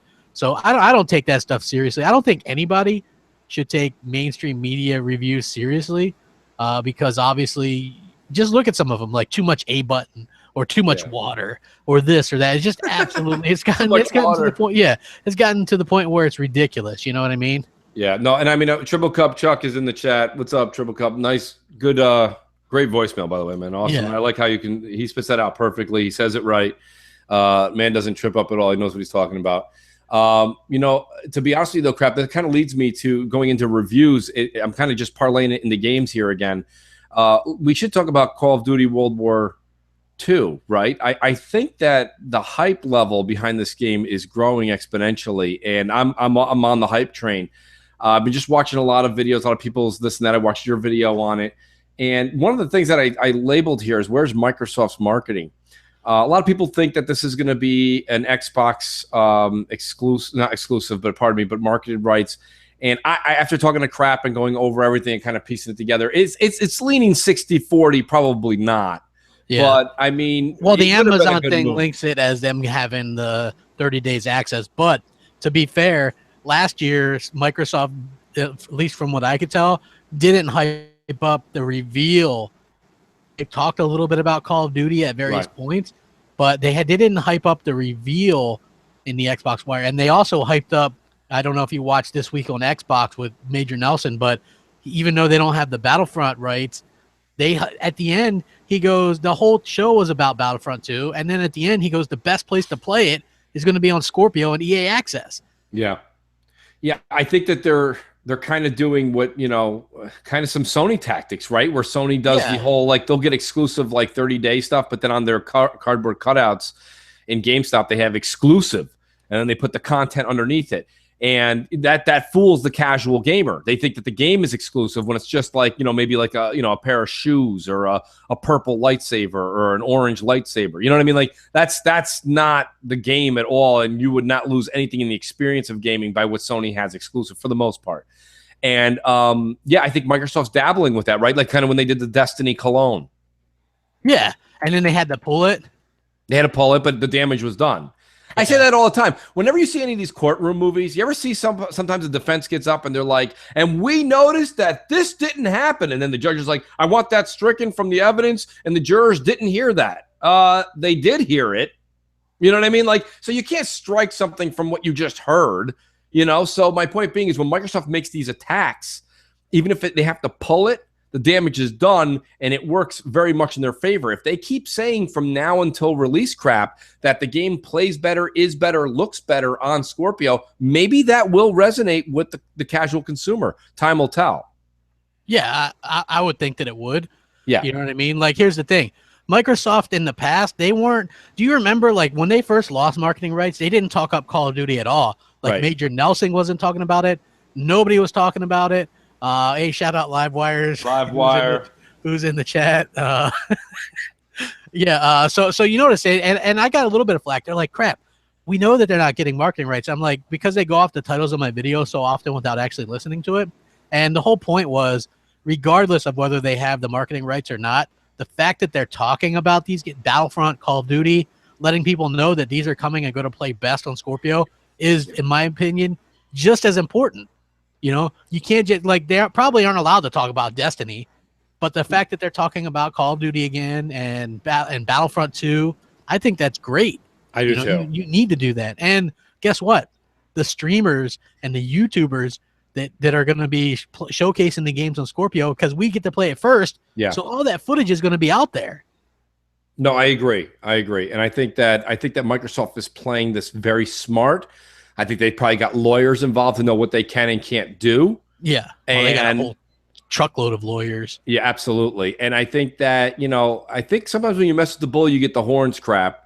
Yeah. And we're going to find out. We're just going to find out how much Microsoft wants to do kumbaya and kind of, sit around a campfire and sing songs this fall, or if they're going to go at them and actually, like, put some kind of strike out there where they do these little side campaigns, which work very well on social media and streaming. That's just a lot of gamers are not watching NBC, ABC, CBS. They're watching YouTube. Okay. They're watching Twitch. They're watching Beam. And they're going to get a chance to advertise on all those spots and say where the best place to play is. And come whatever date it be, October or November, once Scorpio comes out, Sony's got to remove the most powerful console. And guess what? Bang, just like that, the most powerful console sticker gets to go on the Scorpio for a couple of years. And did you find it funny that they were even pushing that, like, at this point? Because, in the other hand, they were saying, power doesn't matter anymore. But then at the same time, they're like, well, here's our powerful console. You know what I mean? Well, Sony's been doing that since day one, right? Think about it right now. I mean, it's just, it's the point of the matter is that you've got Sony also made fun of the idea of physical discs and DRM, and now they're a proponent of 4K streaming. You know what I mean? 4K streaming. Yeah, I agree. I agree 100%. Right. So. I just can't wait for that, though. That when they're gonna have to take that down. It's like they got caught in their own bullshit is what's happening, and I don't think that people are letting them off the hook as easily as Sony would think when they try to change the narrative. Like, you do see people try to change the narrative and stuff like that, and now it's like when they realize that it's not working out as well as they thought, now it's like, oh well, Scorpio will be $700, or it won't be able to do this, or it won't be able to do that. It's like, look. To do with resolution, because resolution and graphics are two different things. The fact that their memory and memory bandwidth is so high, those textures and stuff, the fidelity that you're getting is much better. So it's going to be, it's going to really blow people's minds. That's why they were so confident. That's why Phil said, don't pre-order, wait till you see the games. You know what I mean? That makes perfect sense now. We saw the Forza screenshot. We've seen the Forza screenshot next to the Forza screenshot of the same game on the Xbox One, which I thought already looked great. Yeah, it did. Now we see it with, like, the textures and stuff. It's like, it's amazing. It's absolutely amazing. We should probably do another voicemail. Yeah, I apologize. I thought, so much. Yeah, you know what? I thought you were, like, about to say that. Like, hey, we got another voicemail. We have Travis on deck, so. Hey, Mooch and Crap, it's Travis, or the Outcast Kid from Twitter. I have a little bit of a rant, and I'm sorry in advance for this being kind of long, but I have to get something off my chest. Basically, I went to GameStop the other day and with my friends, and yes, they are PlayStation fans, but we are equally gamers. And we had heard that Crash Bandicoot was going to be a playable demo at our local GameStop. And so he wanted to go and play it. And I said, okay. So we went to GameStop. And of course, while he was playing, you walk in the door. To the right, there's the PlayStation demo console and everything. It was the PS4 Pro. You look to the left, there's your Switch. They were both right at the front of the store. So I started looking around. Obviously, I'm an Xbox gamer, so I'm going to go look at the Xbox accessories. And I started looking around, and I came up to the Xbox demo booth. at the back of the store. That's my first problem. It's at the very back of the store, and the other 2 consoles are at the front of the store. Well, I went to the back of the store and I started looking at it. There was a video playing on the screen, so the Xbox One wasn't even playable, first of all. I looked at the video and I started seeing advertisements for Sunset Overdrive, Rise, and a bunch of other things. And I was curious, so I waited till the end of the video and I watched it, and basically at the very end it said Xbox One coming this November. Kind of confused me, so I turned around and asked the GameStop guy. I asked him, why the old video? I said, why is this so old? And first of all, you have an original Xbox One back here. He was like, oh, the controllers are broken and nobody's come to update the video. It's like, are you serious? My second rant, I started talking to him about Project Scorpio and asking him questions. And he basically told me, I asked him what was his opinion on Scorpio and what he thinks the price was going to be. He told me specifically he thinks the Xbox Scorpio is trash and that he thinks the console is going to be worth $800 to $900 and that he is not going to buy it or recommends anyone else to buy it. I wanted to know your guys' opinion on this. This is a GameStop worker influencing other people's opinions on Xbox. He told me he was a PlayStation guy, but it just annoyed the fuck out of me. I want to know your guys' opinions. Thank you. Brilliant. I mean, well, listen, GameStop is angry maybe because, look what they're doing, right? They're closing down a bunch of stores. Microsoft has the Game Pass and stuff like that. It really makes GameStop irrelevant at this point. Just with Scorpio coming in, and we now know that 74% is digital. That's obviously hurting them. Microsoft is pushing digital, so they're not happy about it. And so, unfortunately, that's the way it is, man. Well, the part that's ignorant on the GameStop executives' part is you want to sit here and hate. Everything you just said was accurate crap. Everything. Yeah. Sony's doing the same thing. It's like I said, Sony just copies the homework assignment on the way to class. So Microsoft does all these things that are pro-consumer but happen to be more in favor of digital sales, right? We even talked about it on Xbox Nation. Pro-developer. It's pro-developer. It's pro-gaming. But it is, in effect, going to hurt. There's a lot of brick-and-mortar stores that have gotten hurt over the past decade. And the decade to follow is going to be even worse for brick-and-mortar stores. We're buying everything. People are buying toilet paper, toothbrush, sandpaper, MyPillow, everything. They're buying everything off the internet. It's just showing up on your doorstep 2 days later. Listen, Amazon Prime, Amazon got people to pay $100 subscription fee a year or whatever it is to be part of Prime. So you get everything in 2 days. So now you order something and it ends up on your doorstep. And that's where things are going. We're talking about drones bringing these things sooner. And my point being is just that what Microsoft's doing is what the future brings. And GameStop going ahead and pointing the finger and be like, Microsoft's to blame for this. Well, then if they're to blame for it, then Sony shouldn't have a digital store, right? Sony shouldn't have anything digital at all. It should just be physical disc. And let's see how long Sony lasts with just a physical copy. They're doing the same thing. Also, to say, $700 or $800, that's nonsense. Phil Spencer is on record saying it's a console price. Yeah. You know what I mean? And it's not going to be, and that they're very aware of $599 US, which was the PS3 price. So it can't be that price. Yeah. At the most, you're looking at $499, in my opinion. You know let me answer DJ Singh in the chat. He says, I think digital games should be $50. And DJ, for the longest time, I said the same thing. Okay. I'm like, why aren't they cheaper? The thing is, right now, Microsoft and Sony still do have a relationship with these brick and mortars, namely, Walmart. And if a new game comes out, let's just pick on Crackdown 3, comes out and it's $50 on the Microsoft store digitally, but then it's $60. Walmart has to have it for $60 on the shelf. That's just the way that they make money. Well, that's fine, but the problem is then Walmart looks really bad. And Walmart will say, listen, I understand you're going to make money on digital. The thing that they still need them for is we can't go to, you could, I guess, only buy an Xbox Scorpio at a Microsoft store. That's going to hurt their sales. There's only 20 Xbox or Microsoft stores in the country where there's a Walmart behind a Walmart. Yeah. And you know what I mean? So it's hard. You can't really offend the brick and mortars completely because you need them to get your hardware out and promote them. So that's where you kind of see where that won't happen. But what you are seeing, crap, right, is new games will come out on Tuesday, and then 3 Tuesdays later, you can get it for $49.99 in a brisk sale that they have online digitally. You know what I mean? So what Microsoft and Sony are doing is they're giving the brick and mortar an opportunity to have 3, 4, 5, 6 weeks with the physical disc, and then they hit hard with a sale price usually 6 to 8 weeks later. That's what I'm seeing. I mean, it doesn't happen with every copy, but it happens with a lot of games that maybe don't sell so well physical off the bat. Yeah, I agree 100%. They've got to sell their consoles.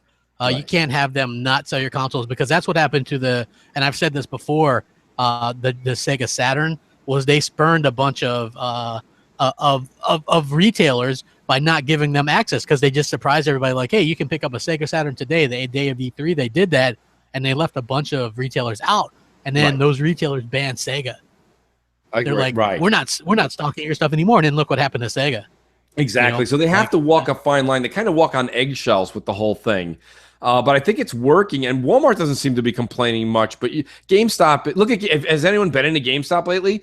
They're selling like Gremlin toys. You know what I mean? Like, it's like, don't feed it after midnight. See you later, customers. Okay, thanks. Whatever.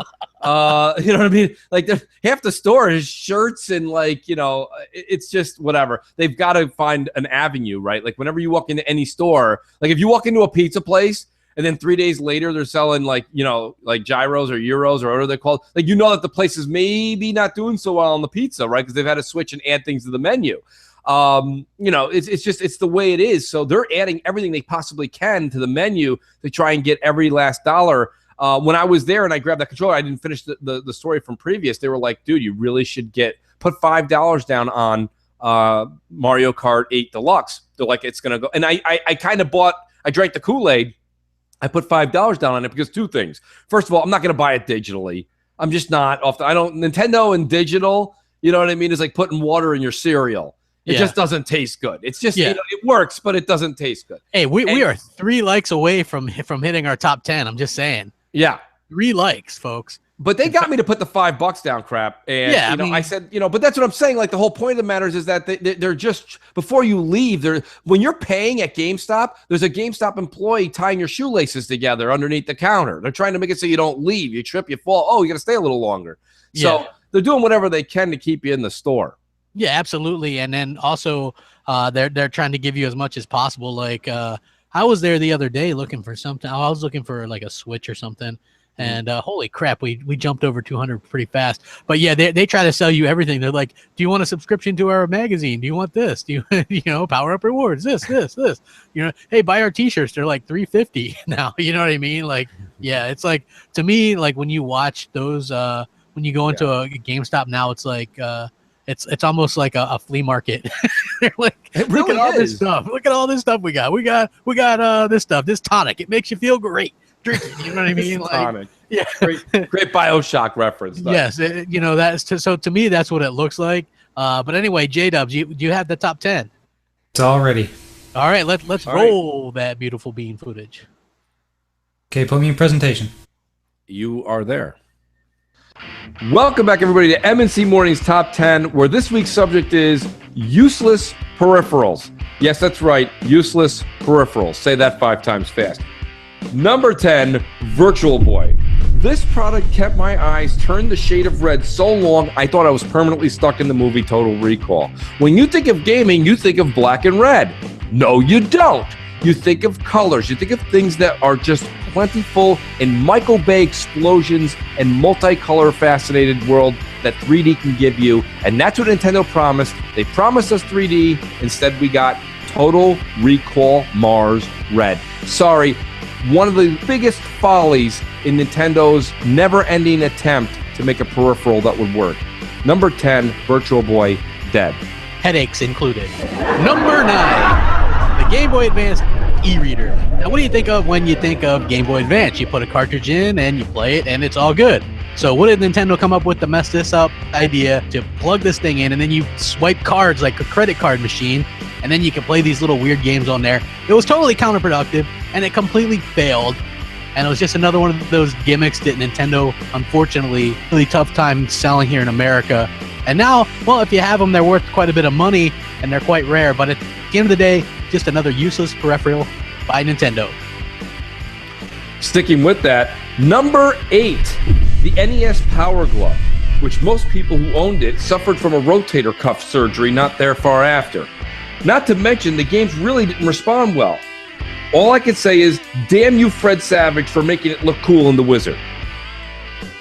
The Wizard was actually a pretty interesting movie. It wasn't bad, actually. I actually loved that movie. I watched that so many times as a kid, and they made the glove look good. The glove was terrible. I actually had to sit Indian style on the floor with 5 pillows on my right leg to hold my arm up to play any type of game so it would hit whatever the Nintendo could read off of the glove. It was terrible. It was pretty awful.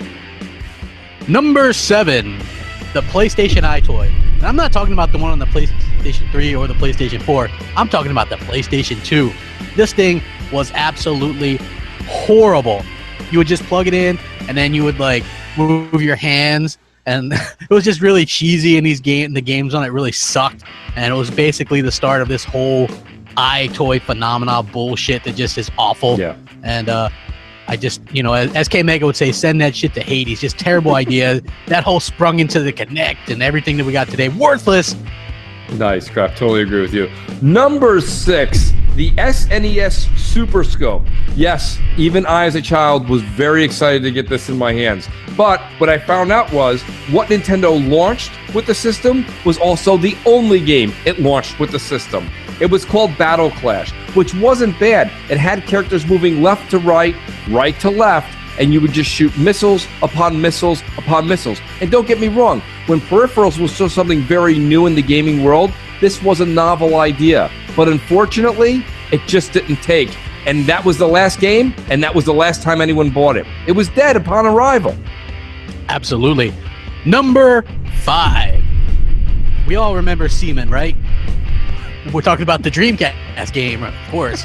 And to play this, you had to use this mic. It was totally useless. You plugged it into your Dreamcast controller and you talked to it, and it couldn't really even understand you or work that well, but it was kind of like a virtual pet narrated by Leonard Nimoy of Star Trek fame.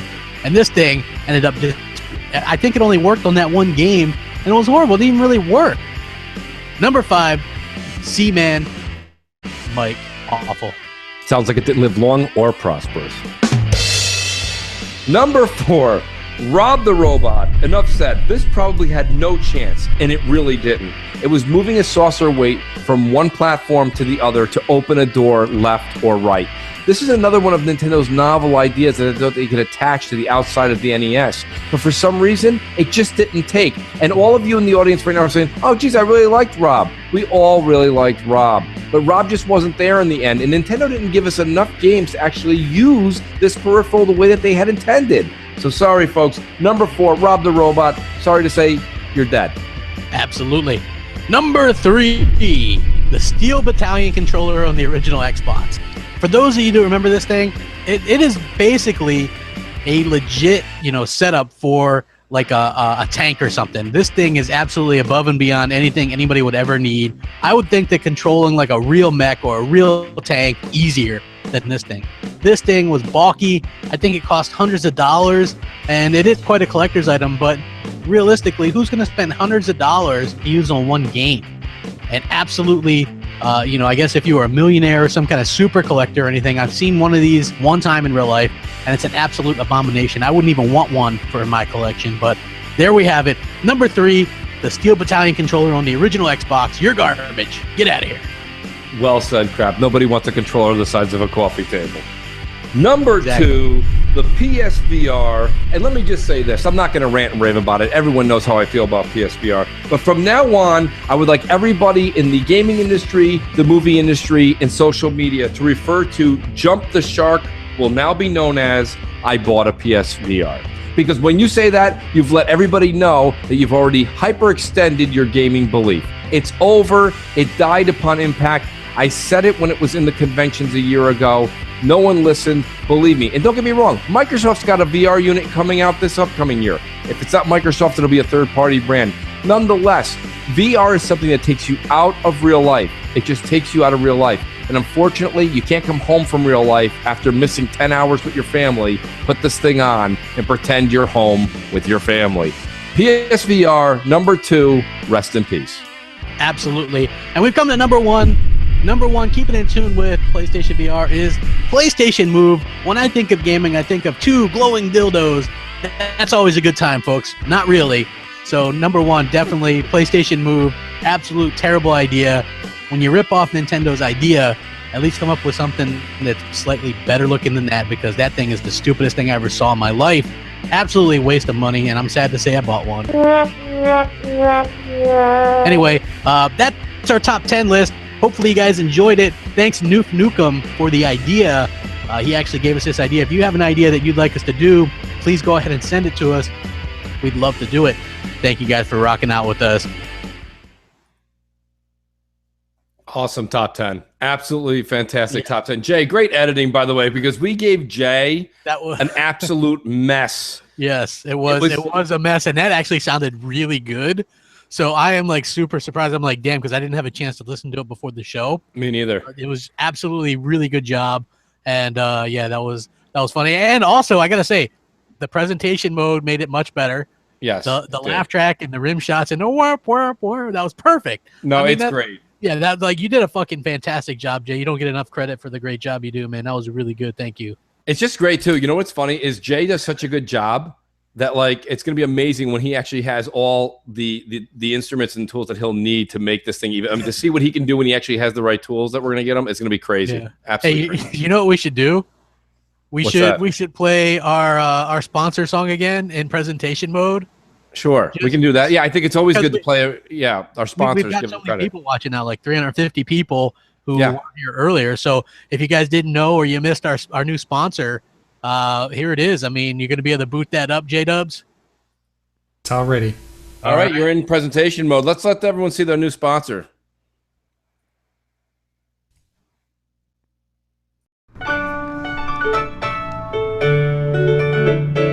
Making your way on the interweb today takes everything you got. Taking your head and all your worries about Microsoft's Xbox. Wouldn't you like to get away?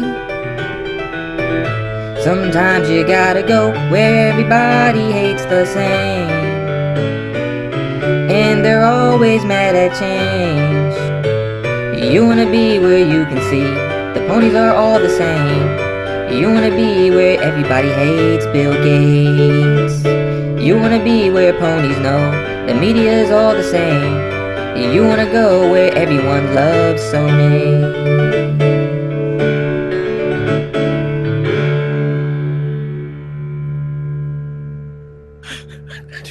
Just so great to have them on. They're totally on board. I love it. Love that nice little graphic there. That really seals the deal. So it's crap. You have no idea, guys. The show almost went late because Crap couldn't stop laughing at that.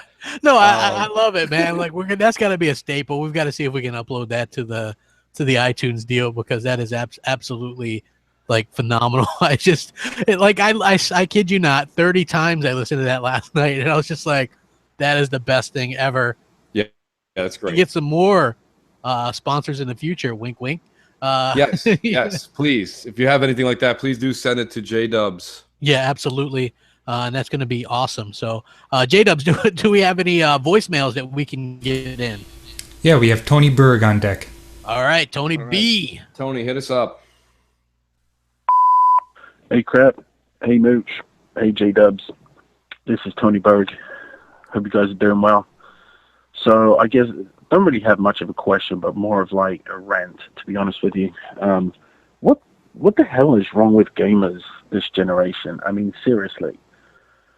I've been gaming a long time. Man, I used to have so much fun. I even started playing on an Atari 800 XL. The thing freaking takes cassettes to load games. It would take me 60 minutes to load a game, and I would come back, and it'd be ready, and it would be in 2-bit graphics, and the thing would be amazing. I had so much fun. And then I never got a PS2 because I thought I'm going to just wait for the Xbox, and then that's when, everything changed. And I mean, playing my Xbox was just so much fun. Project Gotham Racing, Halo, I just raised the bar. And now people these days are just complaining about the most stupid things with graphics, and personally, these games look amazing compared to where we've come from and the games we used to play. So I sit down and I'm playing games with my two boys, and I'm telling them to appreciate the game. They don't even know what the word graphics mean, because they're just sitting there having tons of fun playing these games. But you get this one section of people, they're like, oh my gosh, the foliage in the grass in that game looks absolutely terrible. And I'm like, what are you thinking? Anyway, that's just me ranting on, and I just, it's almost to the point where I just roll my eyes with almost everything I hear this generation of gamers saying, and it's just very, very frustrating. Anyway, keep up the good work, guys. Love what you're doing, and we'll speak soon. Take it easy. Bye. Good video. Yeah, you know what? Like, this generation, I think, has been the worst as far as the graphical nonsense, where people are just like, well, graphics and resolution, and, or that they bring up resolution a lot, and they don't realize that graphics and resolution are different things. Like, if you look at a game that could be in 1080p, like, let's take, for example, Knack, 1080p on PS4, but the graphics are nowhere near as good as, say, something like Rise at 900p on the Xbox One. So completely different things. Obviously, art styles and stuff like that come into play, but to try and correlate resolution with graphics is absolutely ignorant and pretty stupid. You know what I mean? Just really. I mean, Tony says something that we got to kind of get a little bit deeper into a crap here is, Tony's definitely in our age group. Maybe he even sounds a little bit older than us. And what he's talking about is, I mean, I grew up playing, like, the first console I ever had was a Coleco, right? Yeah. And, like, we didn't talk about, like, when we used the word graphics, it wasn't like what people are talking about now. Like, people now are talking about something where they want to see these explosions, or you want to see the pimple on your character's face. And that's not what we talked about back in the day. When we said graphics, it was just more like more things on screen, for God's sakes. Everything we played was a 2D scroller. I mean, we played Contra, we played the Ghost and Goblins, we played these games that were so, like, if you looked at them now, people look at them. That's why when people are, like, so big on indies, I'm almost it's not that I'm turned off by indies. I'm like, how could you say that? Like, because people say they play indies, and they do, right? They buy them, they play them for a little while, and then they go right back to a AAA because it's natural progression. And it really is nonsense that we all sit here and argue about resolution and things like that. It's really stupid. The games all look great. And, it's not just us saying that. Microsoft thought this back in 2013.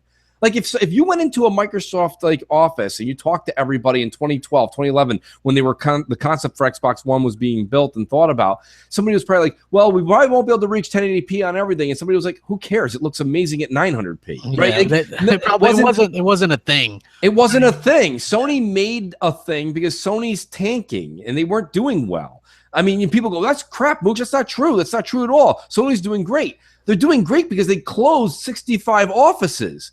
Now they just make games. And they sold off their computers, that. I mean, they literally... everything. So it's like, yes, and that's fine. This isn't a let's bash Sony. What I'm saying is Sony did what they had to do to survive. Okay? Like, if you had your favorite, like, family memorabilia on your backpack, right? And then all of a sudden someone's like, this plane's going down. You got to get rid of the weight. And you're like, no, I need these pictures. These mean everything to me. They're like, it's the bag or we die. Off goes the bag. You know what I mean? So Sony had to cut what they had to cut because they had to make things work. And they did a good job doing that. But the whole point was they just stretched the narrative to be just power.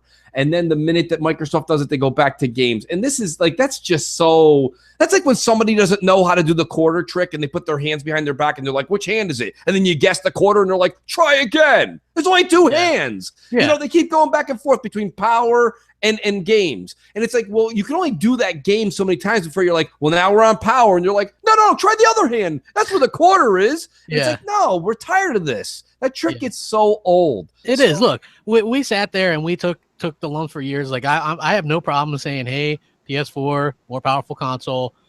Now, the original PS4, I always doubted that 50% more powerful nonsense because that was clearly just absolute fabrication that was taken out of context from a developer who misspoke. But even so, like, I've never been disappointed with games so far, for the most part, on my Xbox One that I actually have played and owned. You know what I mean? I think they all play pretty well. If you remember last gen, like, the PS3 really got subpar games, like some to the point where some of them wouldn't even work.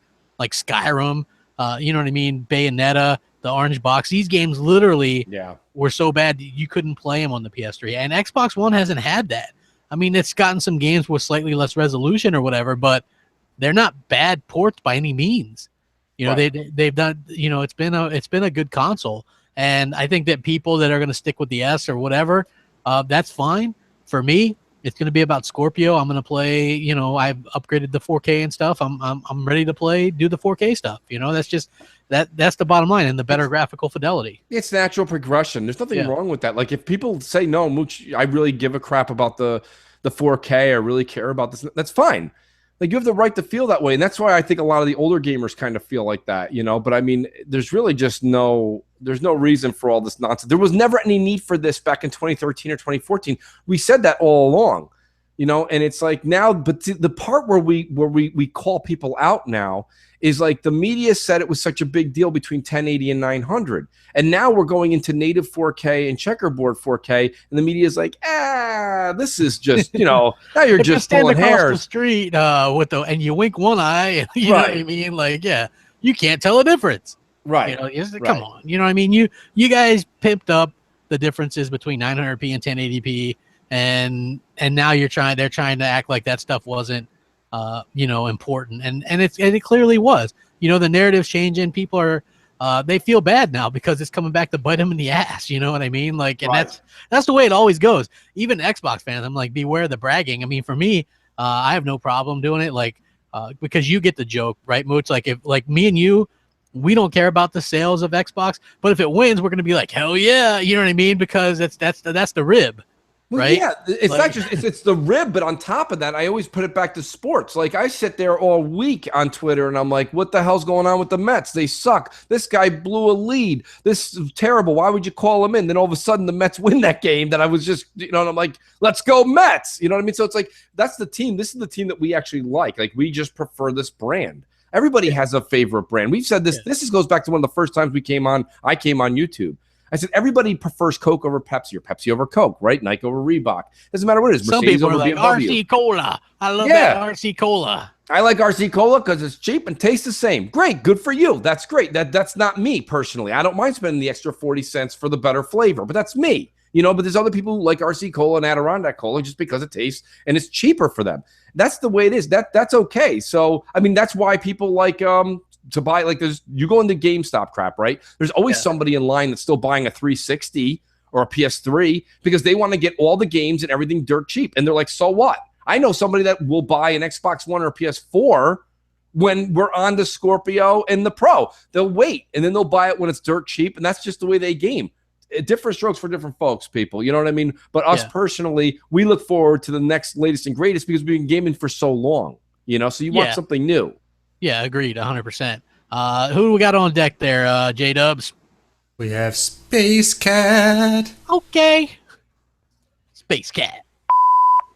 Hey, what's up, Mooch and Crap? I was just wondering if there was any original Xbox game that you guys would like to see remastered at E3. What would it be? Okay. Space Cat is just one of the best characters to ever be created. Okay. Let's see. Original Xbox games. Maybe. Can I abstain? You can. Like maybe Mech Assault would be a good one. Crimson Skies might be a good one. Shenmue might be a good. KOTOR. There you go. Yeah, bring it on. Yeah. All right, here we go. Like the guy with that flag, like yay. Yeah, you know what I mean? You're like assassin. Yay. You know, that's the joke. Hope you like it. I want a Ninja Gaiden remake. I want #1 remade, and I want Shaolin Monks remade.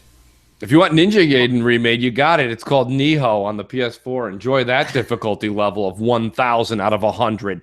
That game is so hard. Like, forget when people say they would throw their controller on the floor and break it. This would make you just like tear your PS4 out of the wall. Like, that game is I love difficulty. I really, really do. And I have not dedicated 100% of time to it. But if you like that, I know you're still in the midst of grabbing a PS4. That game is made by the people who made Ninja Gaiden, I believe. Yeah, but I say don't get it.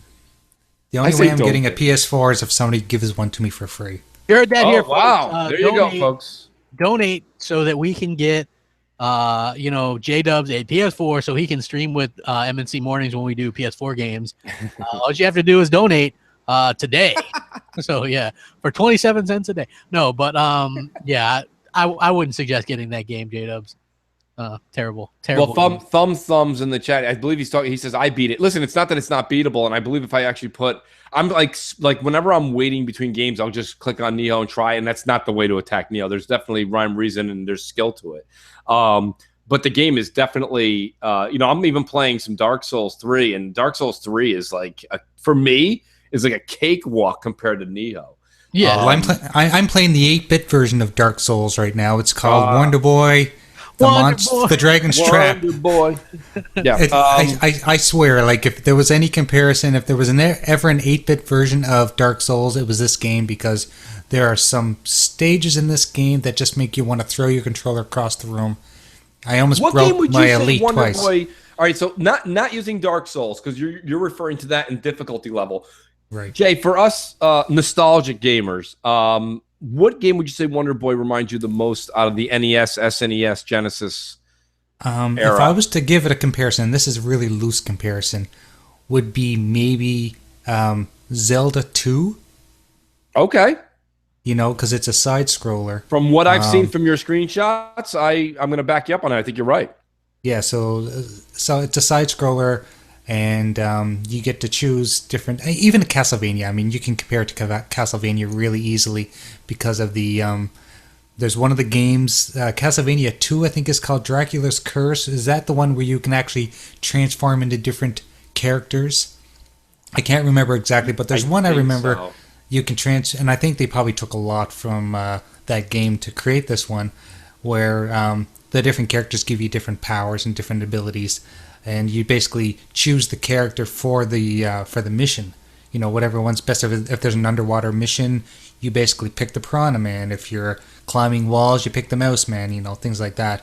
But yeah, I'd say Zelda 2 is a very good comparison. Okay. Castlevania and Metroid. Metroid for sure. You got to bring something up though. And Jay, don't get me wrong. You're a fan of the show. You're a fan of that game. But like realistically, Crap made a good point when don't you think $20 is a little high, or you really think it's worth every red cent of that? Well, see, to me, it was worth every cent because of the nostalgic price alone. I would have paid probably $50 for this game, just for the amount of work they put into remastering it. I mean, we're not talking about just like up-resing graphics. We're talking about creating 8-bit pixels into hand-drawn animations with the boiling lines and the fluid motion.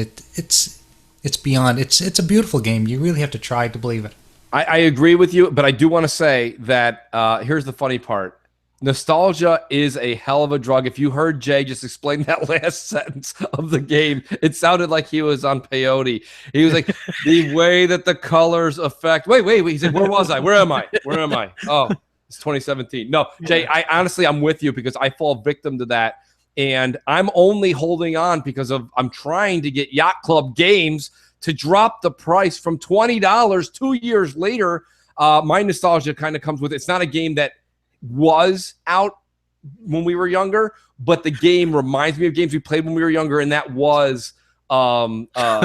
$20. I want that $20. Come on. Yeah, but the difference is you're paying $20 for a game with 8-bit graphics. Right. Whereas with this game here, you're getting animation that looks like it's right out of Disney. It's so I'm telling you, Jay, hey, we're talking about Wonder Boy. $20. And somebody in the chat was wondering what game we're talking about. It's this remake that's totally been redone, and you can switch between the old 8-bit graphics and the new graphics. It's all hand-drawn. It does look very nice. It does. It was like a Master System game back in the day, but it's $20. And J-Dubs absolutely loves it. He's been on that game like nonstop. I do see people are like, "Oh, Wonder Boy, that's great," but just for me, like $20. Damn. Yeah, I'm just shocked. I guess I'm just shocked by it. I would think that it would. So, I mean, I got news for you. With Jay and how much he's talked it up, I'm going to grab Wonder Boy. I was just hoping to see it on a sale sometime soon. But then again, I got news for you. If it was that much time and effort that went into it, like Jay's saying, I got news for you. It's just not going to drop in price. Not anytime and soon. the game doesn't hold your hand either, so there's a lot of figuring things out on your own. But it's so worth it. Like what you get out of figuring things out after like frustratingly going through levels over and over again and figuring out why the hell am I here, and then you realize, oh shit, I should have had the other character to do this level. Yeah. It's really fun, really. Yeah, absolutely. Before we get too lost in this thrilling Wonder Boy talk, who else we got on deck, J-Dubs? We have Ripley. Ripley. Believe it or not. Hey, Mooch Crap. It's Ripley. You guys have me on Twitter and on Xbox Live, so yeah. I actually want always to tell you guys are doing a great job ever since 2013 of the reveal of the Xbox One. You guys been really talking a lot of sense, something that I've been always able to associate with.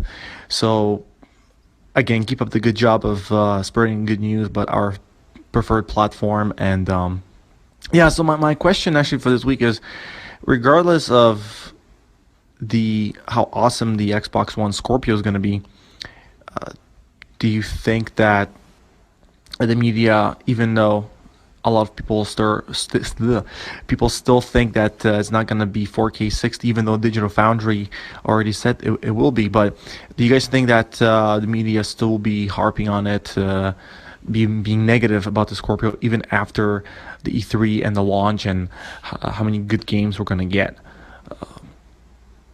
Yeah. Okay. Well, have a good one, guys. Welcome Keep it to Xbox. M&C Mornings with Ripley. Yeah, like, listen, I can already I'll tell you exactly what's going to happen now. People are going to harp on Microsoft and make it out to be a really bad thing because they're going to talk about Scorpio there, or probably some VR too. They're going to be like, too much hardware. No hardware. Yeah. They shouldn't talk hardware. But, yeah. I mean, it is what it is. I mean, they're going to talk about games and stuff like that too, but they're using the biggest stage in the world for gaming to talk about their new console. And I guess, I mean, that makes sense to them. It makes sense to me to do the price and the release date at E3, but to do everything else prior. But that's probably going to draw them some hate. But you already see, even Digital Foundry, who likes the Scorpio, and you've seen that guy Richard Ledbetter. He's like, did you see him polishing his his Scorpio plaque? Yeah, GPU. Yeah, like he was polishing it and stuff. So he likes it. But then whenever you see him, he still damage controls the Pro quite a bit, where he talks about, well, Horizon Zero Dawn is still one of the best instances of 4K. Well, he doesn't call it 4K, but it is 4K because that game's not 4K, by the way, that I've seen. So it's like, look, games are still going to look good on the Pro, but they're going to look much better on Scorpio just because of the graphical fidelity and things like that. And I've already said that like a million times. It's about the assets and the fidelity. Like, you can look at that Forza Motorsport Scorpio screenshot on a 1080p monitor, and you can still see a huge difference, right? That's what you're up against. It's also in the wording crap. I think it was interesting what you just said. So they'll say it'll play better and look better on the Scorpio, but they'll say it's still good on the PS4 Pro. That I would have not had the stance I had years ago if that's how the media was. If the media said, yes, the PS4 vanilla plays your game at a little bit better resolution, but the Xbox One looks so good still. They didn't say that. They're like, the Xbox One is it just can't keep up. It doesn't look as crisp. Look, there's a shadow jaggy in the left-hand corner. Look at that. There's see that right there? We're missing a little seaweed on the Xbox One version right there. You can't really see that as you're traveling 100 miles an hour on your boat in this game. And you're sitting there, and it was like all of this nonsense that didn't stop. It was just compiling, bashing Xbox over and over and over again. And a lot of people see that now. And now you see it on the other side, right? But you don't see Sony they don't get the shit talk. They don't get the slack. They're like, yes, the Scorpio will show it better, but Sony still looks good. Look how good this still looks. Like, you see what I'm saying? It's like there's a compassion for Sony, but when the Xbox One, they're like, why would you buy the 900p when you can get the 1080p? That's what these gaming media sites were saying, and especially Digital Foundry was they were guilty of that. And now it's going to be interesting to see. I think Crap's right. I think you're going to see them say that Scorpio's better, but they're going to candy coat all of the PS4 Pro games to make it so that you can really make a decision on where your friends are and what games you like, and don't make a decision on just power. They'll you know be what I like, mean? yeah, even though it's technically got these great assets and stuff on the on the Scorpio version, it's really a toss up. You know what I mean? Like if you look at, they were like, well, there's more grass on the GTA 5 on the PS4 version, so that's the one you should go with. They really ran with that. Yeah, they did. I thought it was a joke at first, and then I did too. Someone sent me that, and I was like, "This is really cool. Who made this on YouTube? This is funny." And they're like, "No, that was actually IGN." I'm like, "Oh, yeah." Or Digital Foundry. Yeah, Digital Foundry. Yeah, Digital Foundry. Because when I heard that, right, I was like, are they just messing with people to see how far like people will argue or something? But that was really a legitimate argument from Sony fanboys. Yeah, was that? So I was like, oh my gosh, are you crazy? Who we got on deck, J-Dubs? We have mass murders. Nice. Mass murders. Always a good calling. Yeah. Hey, Mooch. Hey, Crap. Hey, Graphic God. This is Mass Murder here, the king of all police station VR gaming. And I'm here to let you know we may have half your power and half of your guys' stuff, but we're still going to win the 4K battle. And just to let you know, Scorpio, with its 40% more power, it's going to boost all of its games and be way super and way better. But PS4 is the best, man. All right, guys. All right, Xbox She-Wolf. You guys have a good day. Bye. Xbox She-Wolf. I think you meant to say Xbot. Oh, Xbox She-Wolf. I don't know. Xbox Maybe not. She-Wolf. I don't know what the hell that was all about, but yeah, it's good. That was more of a comment than. Yeah, I was like, okay. Hey, I gotta say this though. The show has been fire today, and you know what? Before we leave today, I think we should definitely do the song again, just because I want to hear it again before we leave. Just in case, Crap loves that song, man. I'm just saying. Okay, so we do got someone on the second floor on deck. Let's go ahead and hear from Luca. What is up? What is up, Mooch, Crap, and J-Dubs? I hope you guys are having a wonderful fucking morning on MNC. You know, I'm so happy this show is back. Like, it's fantastic, Mooch. I'm glad you're back. You know, everyone in the community is so happy that you've returned, and Crap is just ecstatic. You know that I'm just really happy. You know, I'm just really happy. So, you know, currently right now, I am participating in this charity walk or whatever. So I can't listen to the show live, unfortunately. But I'm totally missing you guys, and I can't wait to listen tomorrow. Anyways, my question is, so Call of Duty, right? Everyone's been bagging on the game for all the futuristic shit for years, right? And everyone's been like, let's get boots on the ground, let's get boots on the ground. Well, since the game's going to be set in World War II, do you think that's finally enough to get people to chill on the game? Or do you think they'll just find another reason to complain about it? Also, are you guys going to pick it up? All right, that's it for me. I will talk to y'all later. Bye. Luca is off the second floor and about to get run over by a dump truck from the sounds of it. So yeah. She was on a walk, which is cool. No, Luca, that was great, man. Thank you so much for calling in, and it's good to be back. And it's because of great people in the community like you that this show actually exists. So actually, the thank you is back to you and everyone that calls in and everyone that tunes in every Sunday at 11. It's you we guys didn't that even run it. advertise it that much this week. Usually, I'm like, make sure you guys call in, and I forgot to, and we still had quite a few call-ins. But yeah, Luca, me and Mooch have already resigned ourselves that we're going to get the new Call of Duty. It's boots on the ground. It's World War II. It's going to be fun. There's a beta. I'm excited for it. You know, I'm down, Crap. I mean, I got to be honest with you. This, to me, see, here's the thing. So everybody knows my stance on Battlefield 1. Battlefield 1 is beautiful. It's a great game if you want it. I endorse it because of the effort that went into it. The game is just amazing. However, it's not for me. But now that you're able to put the boot, this will be the year that Mooch actually gets to play the boots on the ground game in the Call of Duty World War II. I will say that, what was it there? Oh, God, what was it? Something at War. World at War? World at War was one of my favorite Call of Duties ever to come out. It was really, really good. Yeah. I played it for endless hours, but everybody has all these other great stories about the original Call of Duty and, you know, the Call of Duty 4, the first Infinite, or was it there?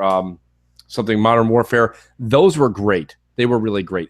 But when it went back to World War II, I don't know, maybe it's again because of the era we grew up in. Like that was the war. Like that was the other thing that kind of took me out of Battlefield. I hate to say it. It was World War I. And anybody, we've all gone through history class. I don't care if you're from a foreign country or not, and you're listening. We all learned about these great, huge wars. And World War I, it didn't have that like lure factor when you were reading, and if you're a historian, that I think World War II had. World War II was truly a world. Everybody, even if they weren't involved with the war, it affected everybody. And I think it really hits home. I think it's like, crap, if you look at all the documentaries and things that are done, World War II videos and documentaries are like, they still sell like hotcakes. So Call of Duty, jumping to World War II and skipping over World War. I thought World War I was an interesting pick, but why would Battlefield not pick World War II? I don't know why they went with one. Just because, like I said, that World War, just even in class, even if I'm talking about like when you were in your whatever it was, your social studies class or whatever, like World War I didn't hold the clout that World War II had. Even your teachers would get more intense. There'd be many more weeks into the World War II thing. So I think that all resonates in the gaming too. Are we even able to get a call? I can't even hear after that ring. Yeah. I'm sorry. MNC Mornings, maybe we can hear you. What's up? Who's calling in? Yellow. Can we get a live call today? That would be great. Yeah. Yellow. If not, I do understand. We'll be back with live calls next week. We did run into a little bit of a technical difficulty prior to the show, and we said. All right, this is Sir X-Man, and I have a question since you guys are talking about Call of Duty. With it being backwards compatible and now being the #1 online game being played on Xbox One, and all the Sony hate because of it, I would like your opinions on this wonderful situation. Thanks again. Talk to you guys another time. I think it's going to sell well. Call of Duty will sell well on Xbox regardless, just because we have the better controller. We are going to play online. We are going to play the cheer song one more time before we leave. Trust me. It's going to be like a staple around these parts, folks. Look, better online, better controller, better voice chat. Like it's always going to be better. So Call of Duty sells itself on Xbox.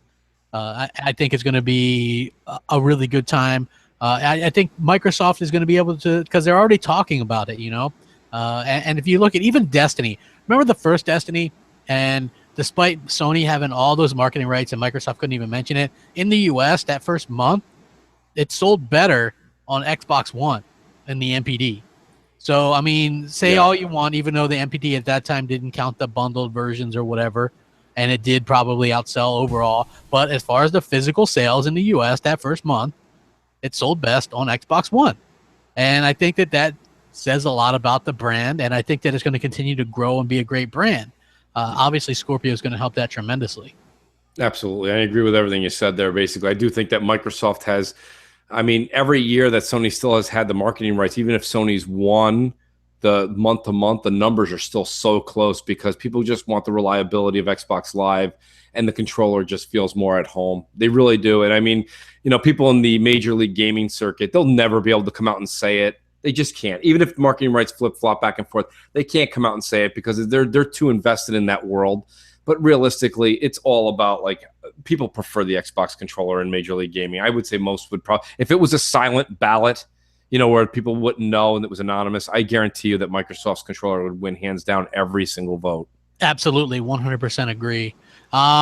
Okay, J-Dubs, who do we got on deck? LMNOPO? Yeah, I apologize for writing his name out phonetically the way I do, but I don't speak Spanish, so I apologize.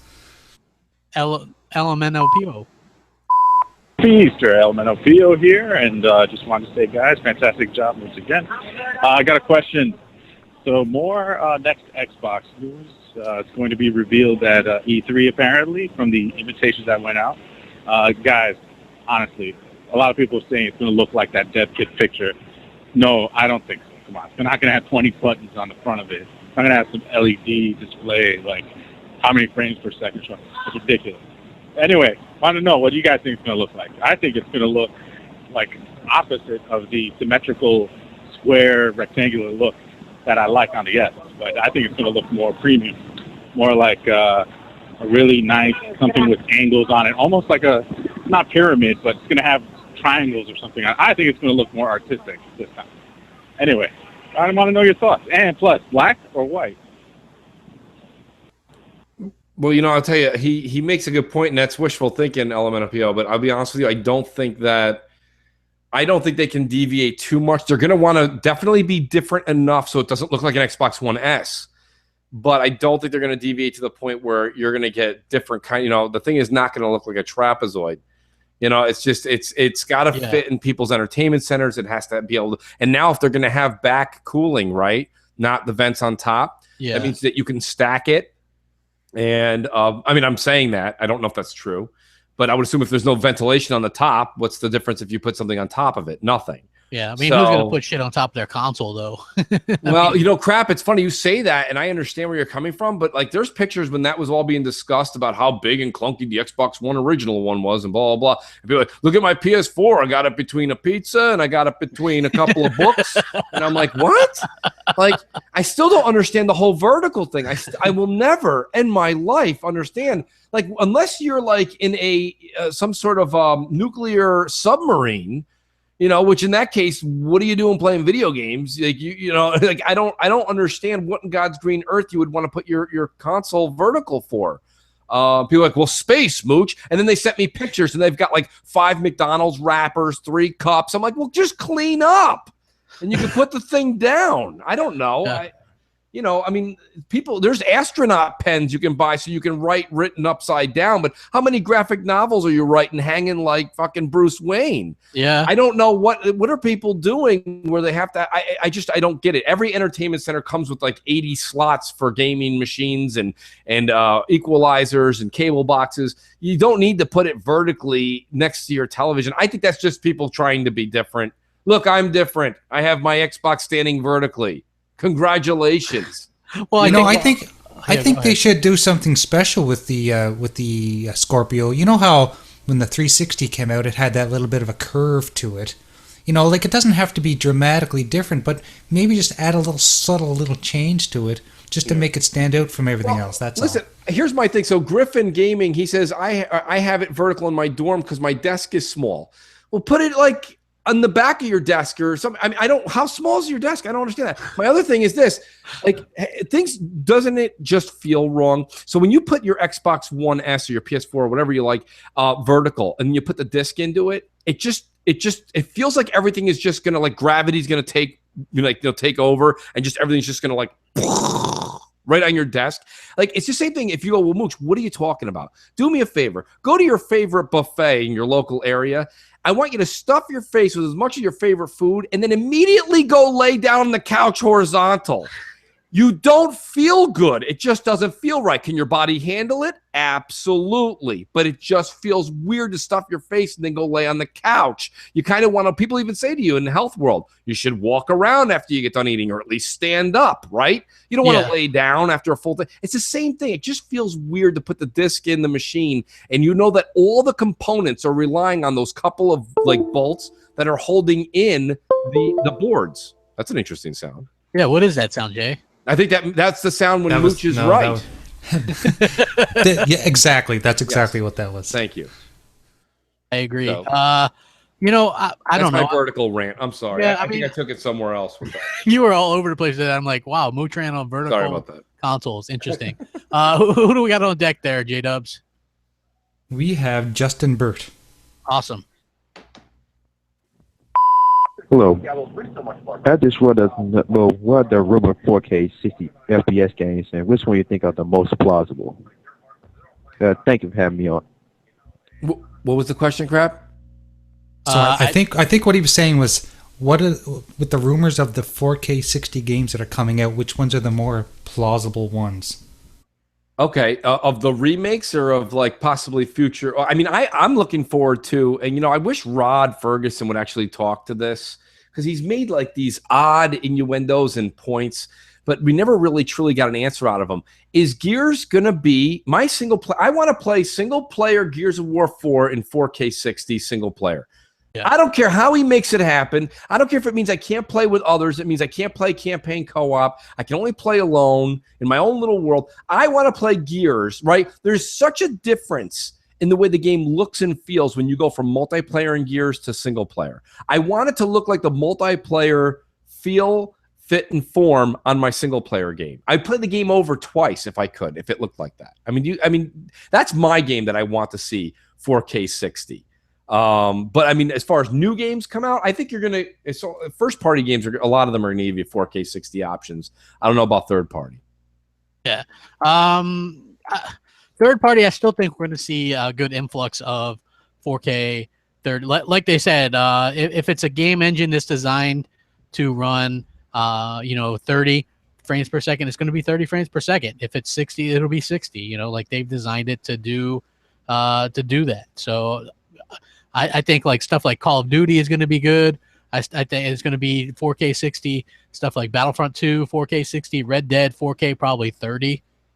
Just because I think that's what those games run at. Right. That engine is like a 30 FPS engine, so I wouldn't expect 60 on that at all.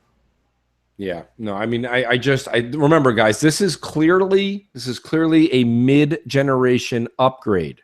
Okay. Scorpio 2 will be releasing around the vicinity of the PS5. Okay. That's just the way that Phil has it planned. He's not going to ever be caught underpowered again.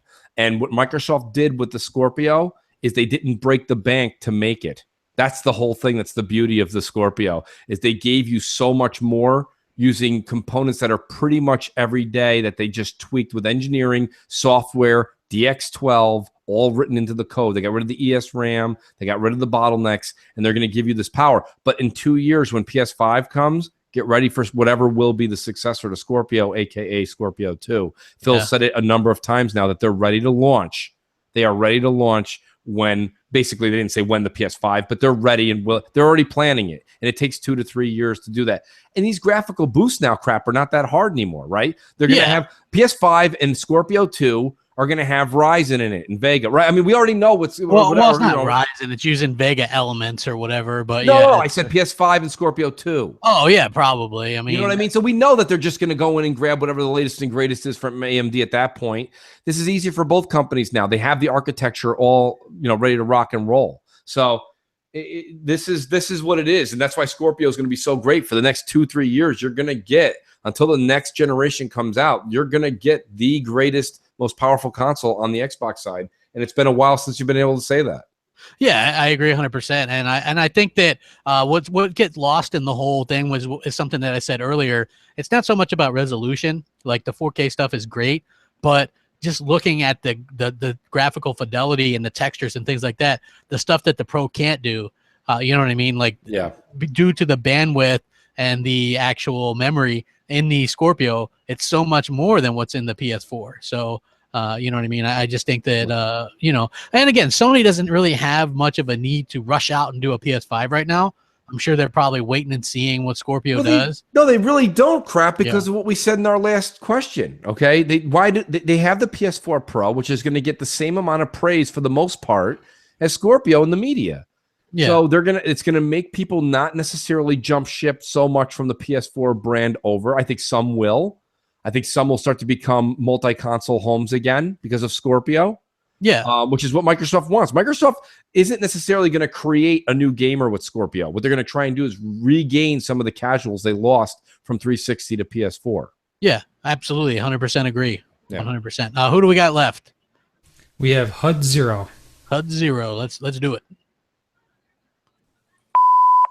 Hey, this message is for Mooch and Crab. How you doing? This is HUD Zero, the old school gamer, and of course the Ironheart of Xbox and the Phantom of YouTube.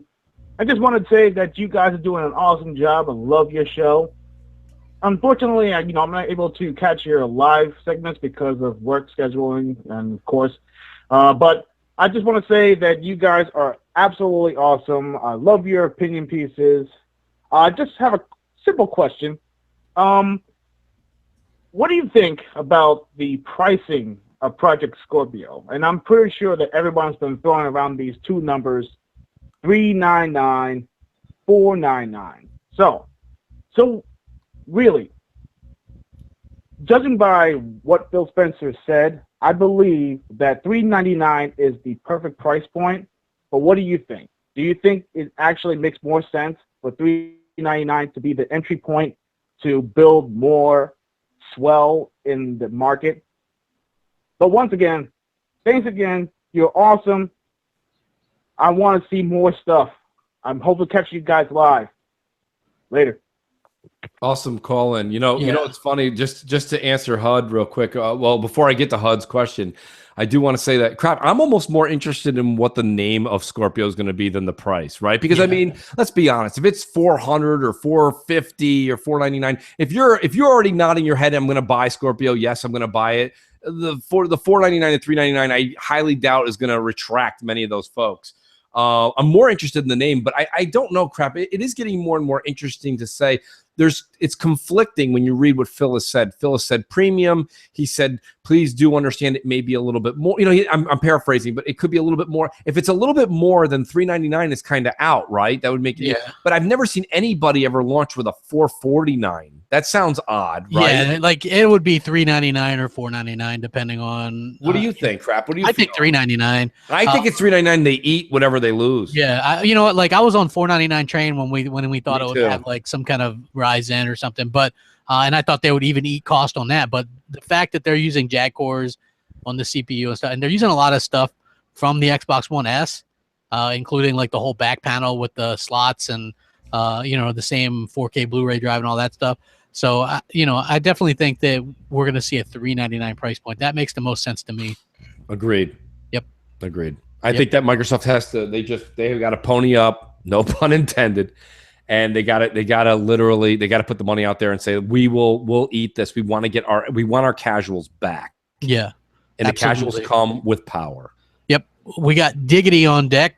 Oh, it's always good. Diggity. And let's get to 300 likes, folks. Quick. If we can get to 300 likes, that would be fantastic. What is up, Mooch Crap and J Dubs? This is Dirk Griggity here.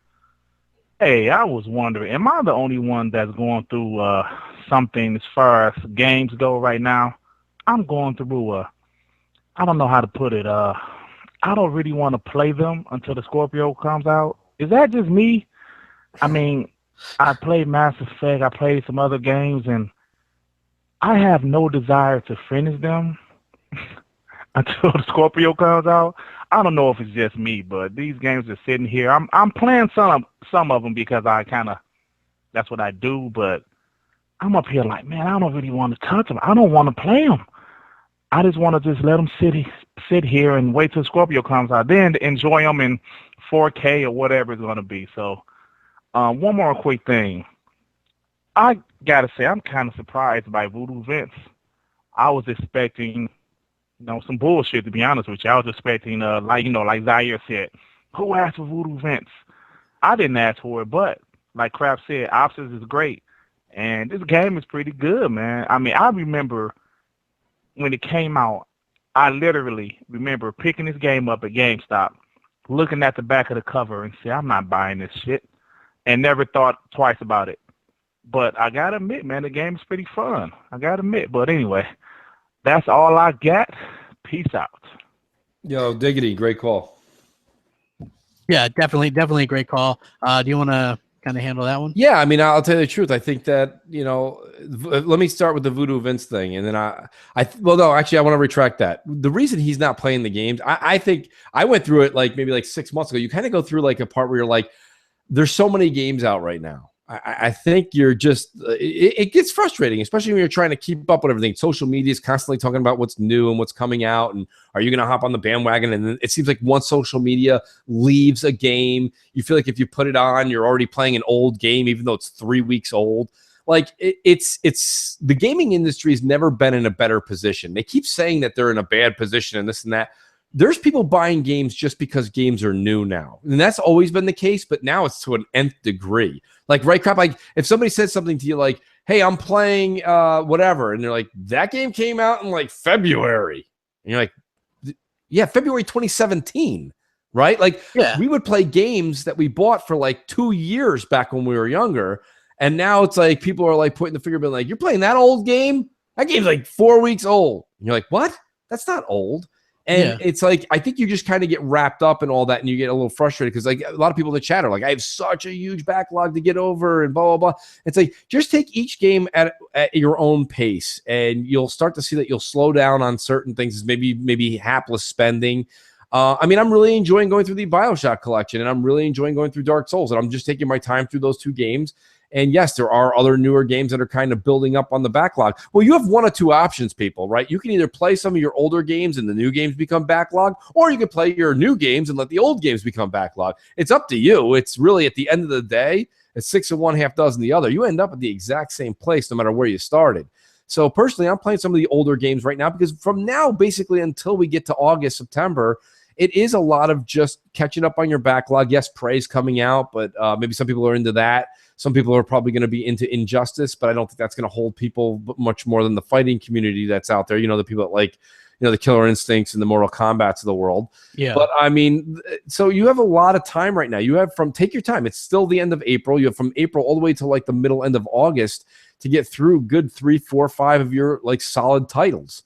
And I think for anybody that goes to work 9 to 5, that's what it is. As far as Voodoo Vince goes, I've been saying I'm going to start it up, but every time I go to turn on my Xbox, it's either like, even last night I was playing BioShock 2, and then all of a sudden J-Dubs hits me up and he's like, Little Dead Island, which we would like to get Crap involved, but Crap he's cutting Z's by the time me and J-Dubs get on. Yeah, well, it's like, last night, like you were like, hey, I'm going to do some streaming, but then, like I said, I fell asleep, so it was a difficult situation because I had to get up and work and then come back in time for the show, so it's difficult. Right. And we got Bam, Def Jam Bam on deck. Def Jam Bam. Let's hear what he's got to say. Yep. Thanks for the call, Diggity. Yes. What's going on, Mooch and Crap? J-Dubs, how y'all doing today? Hey, I was just thinking, being that E3 is always in Los Angeles every year, would y'all like to see E3 in another state? I mean, hey, I wouldn't mind seeing an E3 in New York or, somewhere in Jersey, ain't nothing wrong with, spreading the love a little bit. But let me get your opinion on that. And also, hey, we know another group of people who need that good game refund right about now. Sony could use that. I'm pretty sure it's a lot of customers that want to get rid of that No Man's Sky. Trash. Fucking trash. But hey, that's all I got for y'all right now.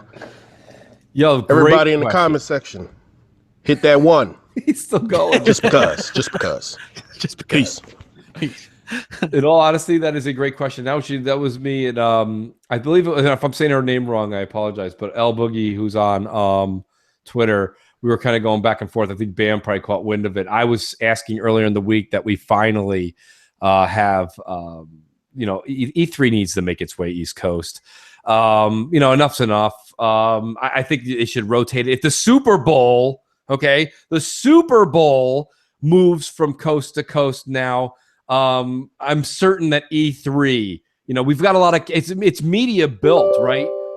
Another Mooch is correct. Right. Thank you. Good one. This is a great game show.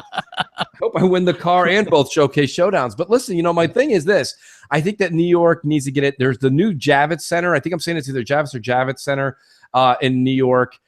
Thing is gorgeous. It's brand new. It can house, I think, way better quality of, and the technology is way better in that building than what's currently at that E3 stadium that they currently use in LA. And this isn't a jab at LA. I mean, you guys have had it for so long. Like, let's get over here. I'm just kind of, it's held in June. So all you people are like, I don't like snow. Well, it's hot. Okay. It's hot in June in New York. Hold it in Florida. Come on. No, let's not hold it in Florida. I mean, people will just melt. But, but nonetheless, I think Jersey, I think New York, I think maybe Boston. Let me include all of my East Coast brothers and sisters. I think you should get, Baltimore involved, Washington, D.C. Rotate this bad boy. And I think that's easier said than done. But I do think that the L.A., New York thing should be split.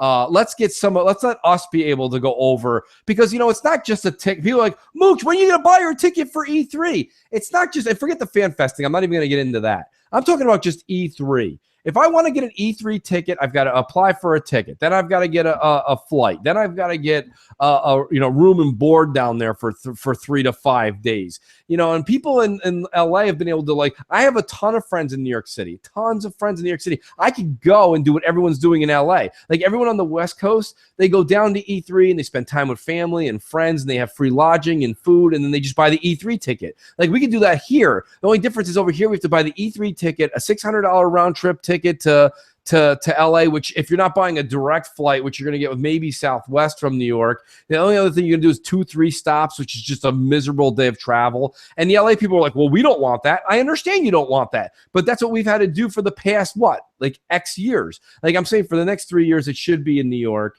You know, and it's hard. It's a hard sell because who am I selling it to? All the people that work currently for Microsoft and Sony offices are all on the West Coast. So it's so hard to make that transition. But I think it's fair, and I think it's doing some due diligence. It's the same thing with the Super Bowl. The Super Bowl makes way more money than E3 does, trust me. And the Super Bowl goes from Arizona to Florida. We had it in New York a couple of years ago. You know, so I mean, you can't say that it can't be done. And I think it's just fair. It's not bashing on LA at all. I think LA should get it back in 3-4 years because LA is a great city. It's an amazing place to be. But in June of all months is a great time to be in New York and experience what we have over here. Flip-flops that cover their big toe, though. I mean, I'm not sure. In LA, yeah, they do. The West Coast does have there's some odd things out there, you guys. But whatever, you know, it's a new generation. That's all. We're all trying to adapt. You know, maybe in New York we can cover the pinky toe in a sandal. Who the hell knows? But it is what it is. I think that was a good question. Yeah, good question. Let's go ahead and do the Wheel of Wonder. Okay. Should I put them in? Do you want to be in presentation mode, Jay? Just give me one more moment. I'm just preparing it all. I want to make sure everything's going to actually work this time. But yeah, talk amongst yourselves. In case anyone's wondering what Jay looks like when he's going through do M&C mornings, just watch Apollo 13 when they were re-entering the surface of the Earth. That's about the equipment we're working with too. Jay's like, you need duct tape, you need salt, you need a little bit of rope, and if you can tie that all together and get Gary Sinise involved, you're going to make it. You're going to make it. So this is what Jay goes through with the materials we've given him. You should see the ideas crap that we throw at him, right? We're like, Jay, what we'd like you to do is make 3D quality images of us that dance around in a holographic form. And he's like, what are you talking about? I have an iPad. Yeah. The funniest thing was when we were doing your character. And we were making fun of it because you were like, it looks. I like how you always go back to this story. Thanks, crap. Yes, because it was looking like the it was looking like the damn Philadelphia Eagles mascot. So which I'm a Giants fan and I can't stand it. Yeah, so it was pretty funny though. But thank you, guess. Crap. To crap always goes back to the lowest common denominator. To his credit, it looks good. I like it. So I think it looks great. I think we're ready to go, guys. Okay, right. let's rock it. I'm going to put you in presentation mode. Good. Okay. Yahtzee. Okay, here we go. So this is for Minecraft and the Minecraft Builders Pack that was donated by Crap Attack 614, I believe his name was. So thank you very much to Crap Attack. I believe he must be a crapaholic. Crapaholic. That's a great name. Confirmed. That is a great name. Crap Attack. Okay, here goes the spin. No whammies, no whammies, no whammies, no whammies. There's a lot of people in there. That is.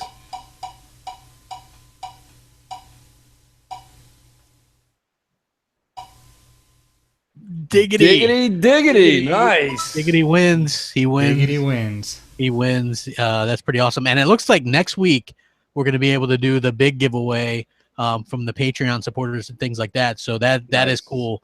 That is cool. We're going to have to tune in for that. I say we end the show with our new in presentation mode, by the way, and also in studio mode with our new sponsor song, and then we can ride that right out to the let's ride that right outro. out, right, Crap? Yeah, I'll keep you in presentation mode, Jay. You can roll right through the two. Is that okay, or do you need time in between? He's you guys want to hear you guys want to hear something crazy? Yeah, absolutely. We've been in studio mode nonstop. Okay, yeah, it sounds much better now. Like there's no loud echoes and stuff. So I have a feeling that Google compensated for removing all the bullshit effects and gave us some better quality audio in our show. So well, if that's pretty the awesome. case, I'll take it. Yeah. Okay, so let's play our sponsor ad one more time. Do you need time in between the ad, Jay, and the outro? No, I do not. Okay, so everyone we'll see you guys next week. Yes. Hit that like button, and here's our new sponsored ad and our outro. And thanks for joining us. We'll be back next week. Yes, please like and subscribe to the Mooch. Thank you. Yes. Enjoy.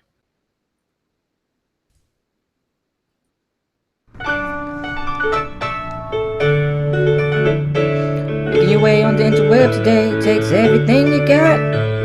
Taking your head and all your worries about Microsoft's Xbox. Wouldn't you like to get away? Sometimes you gotta go where everybody hates the same,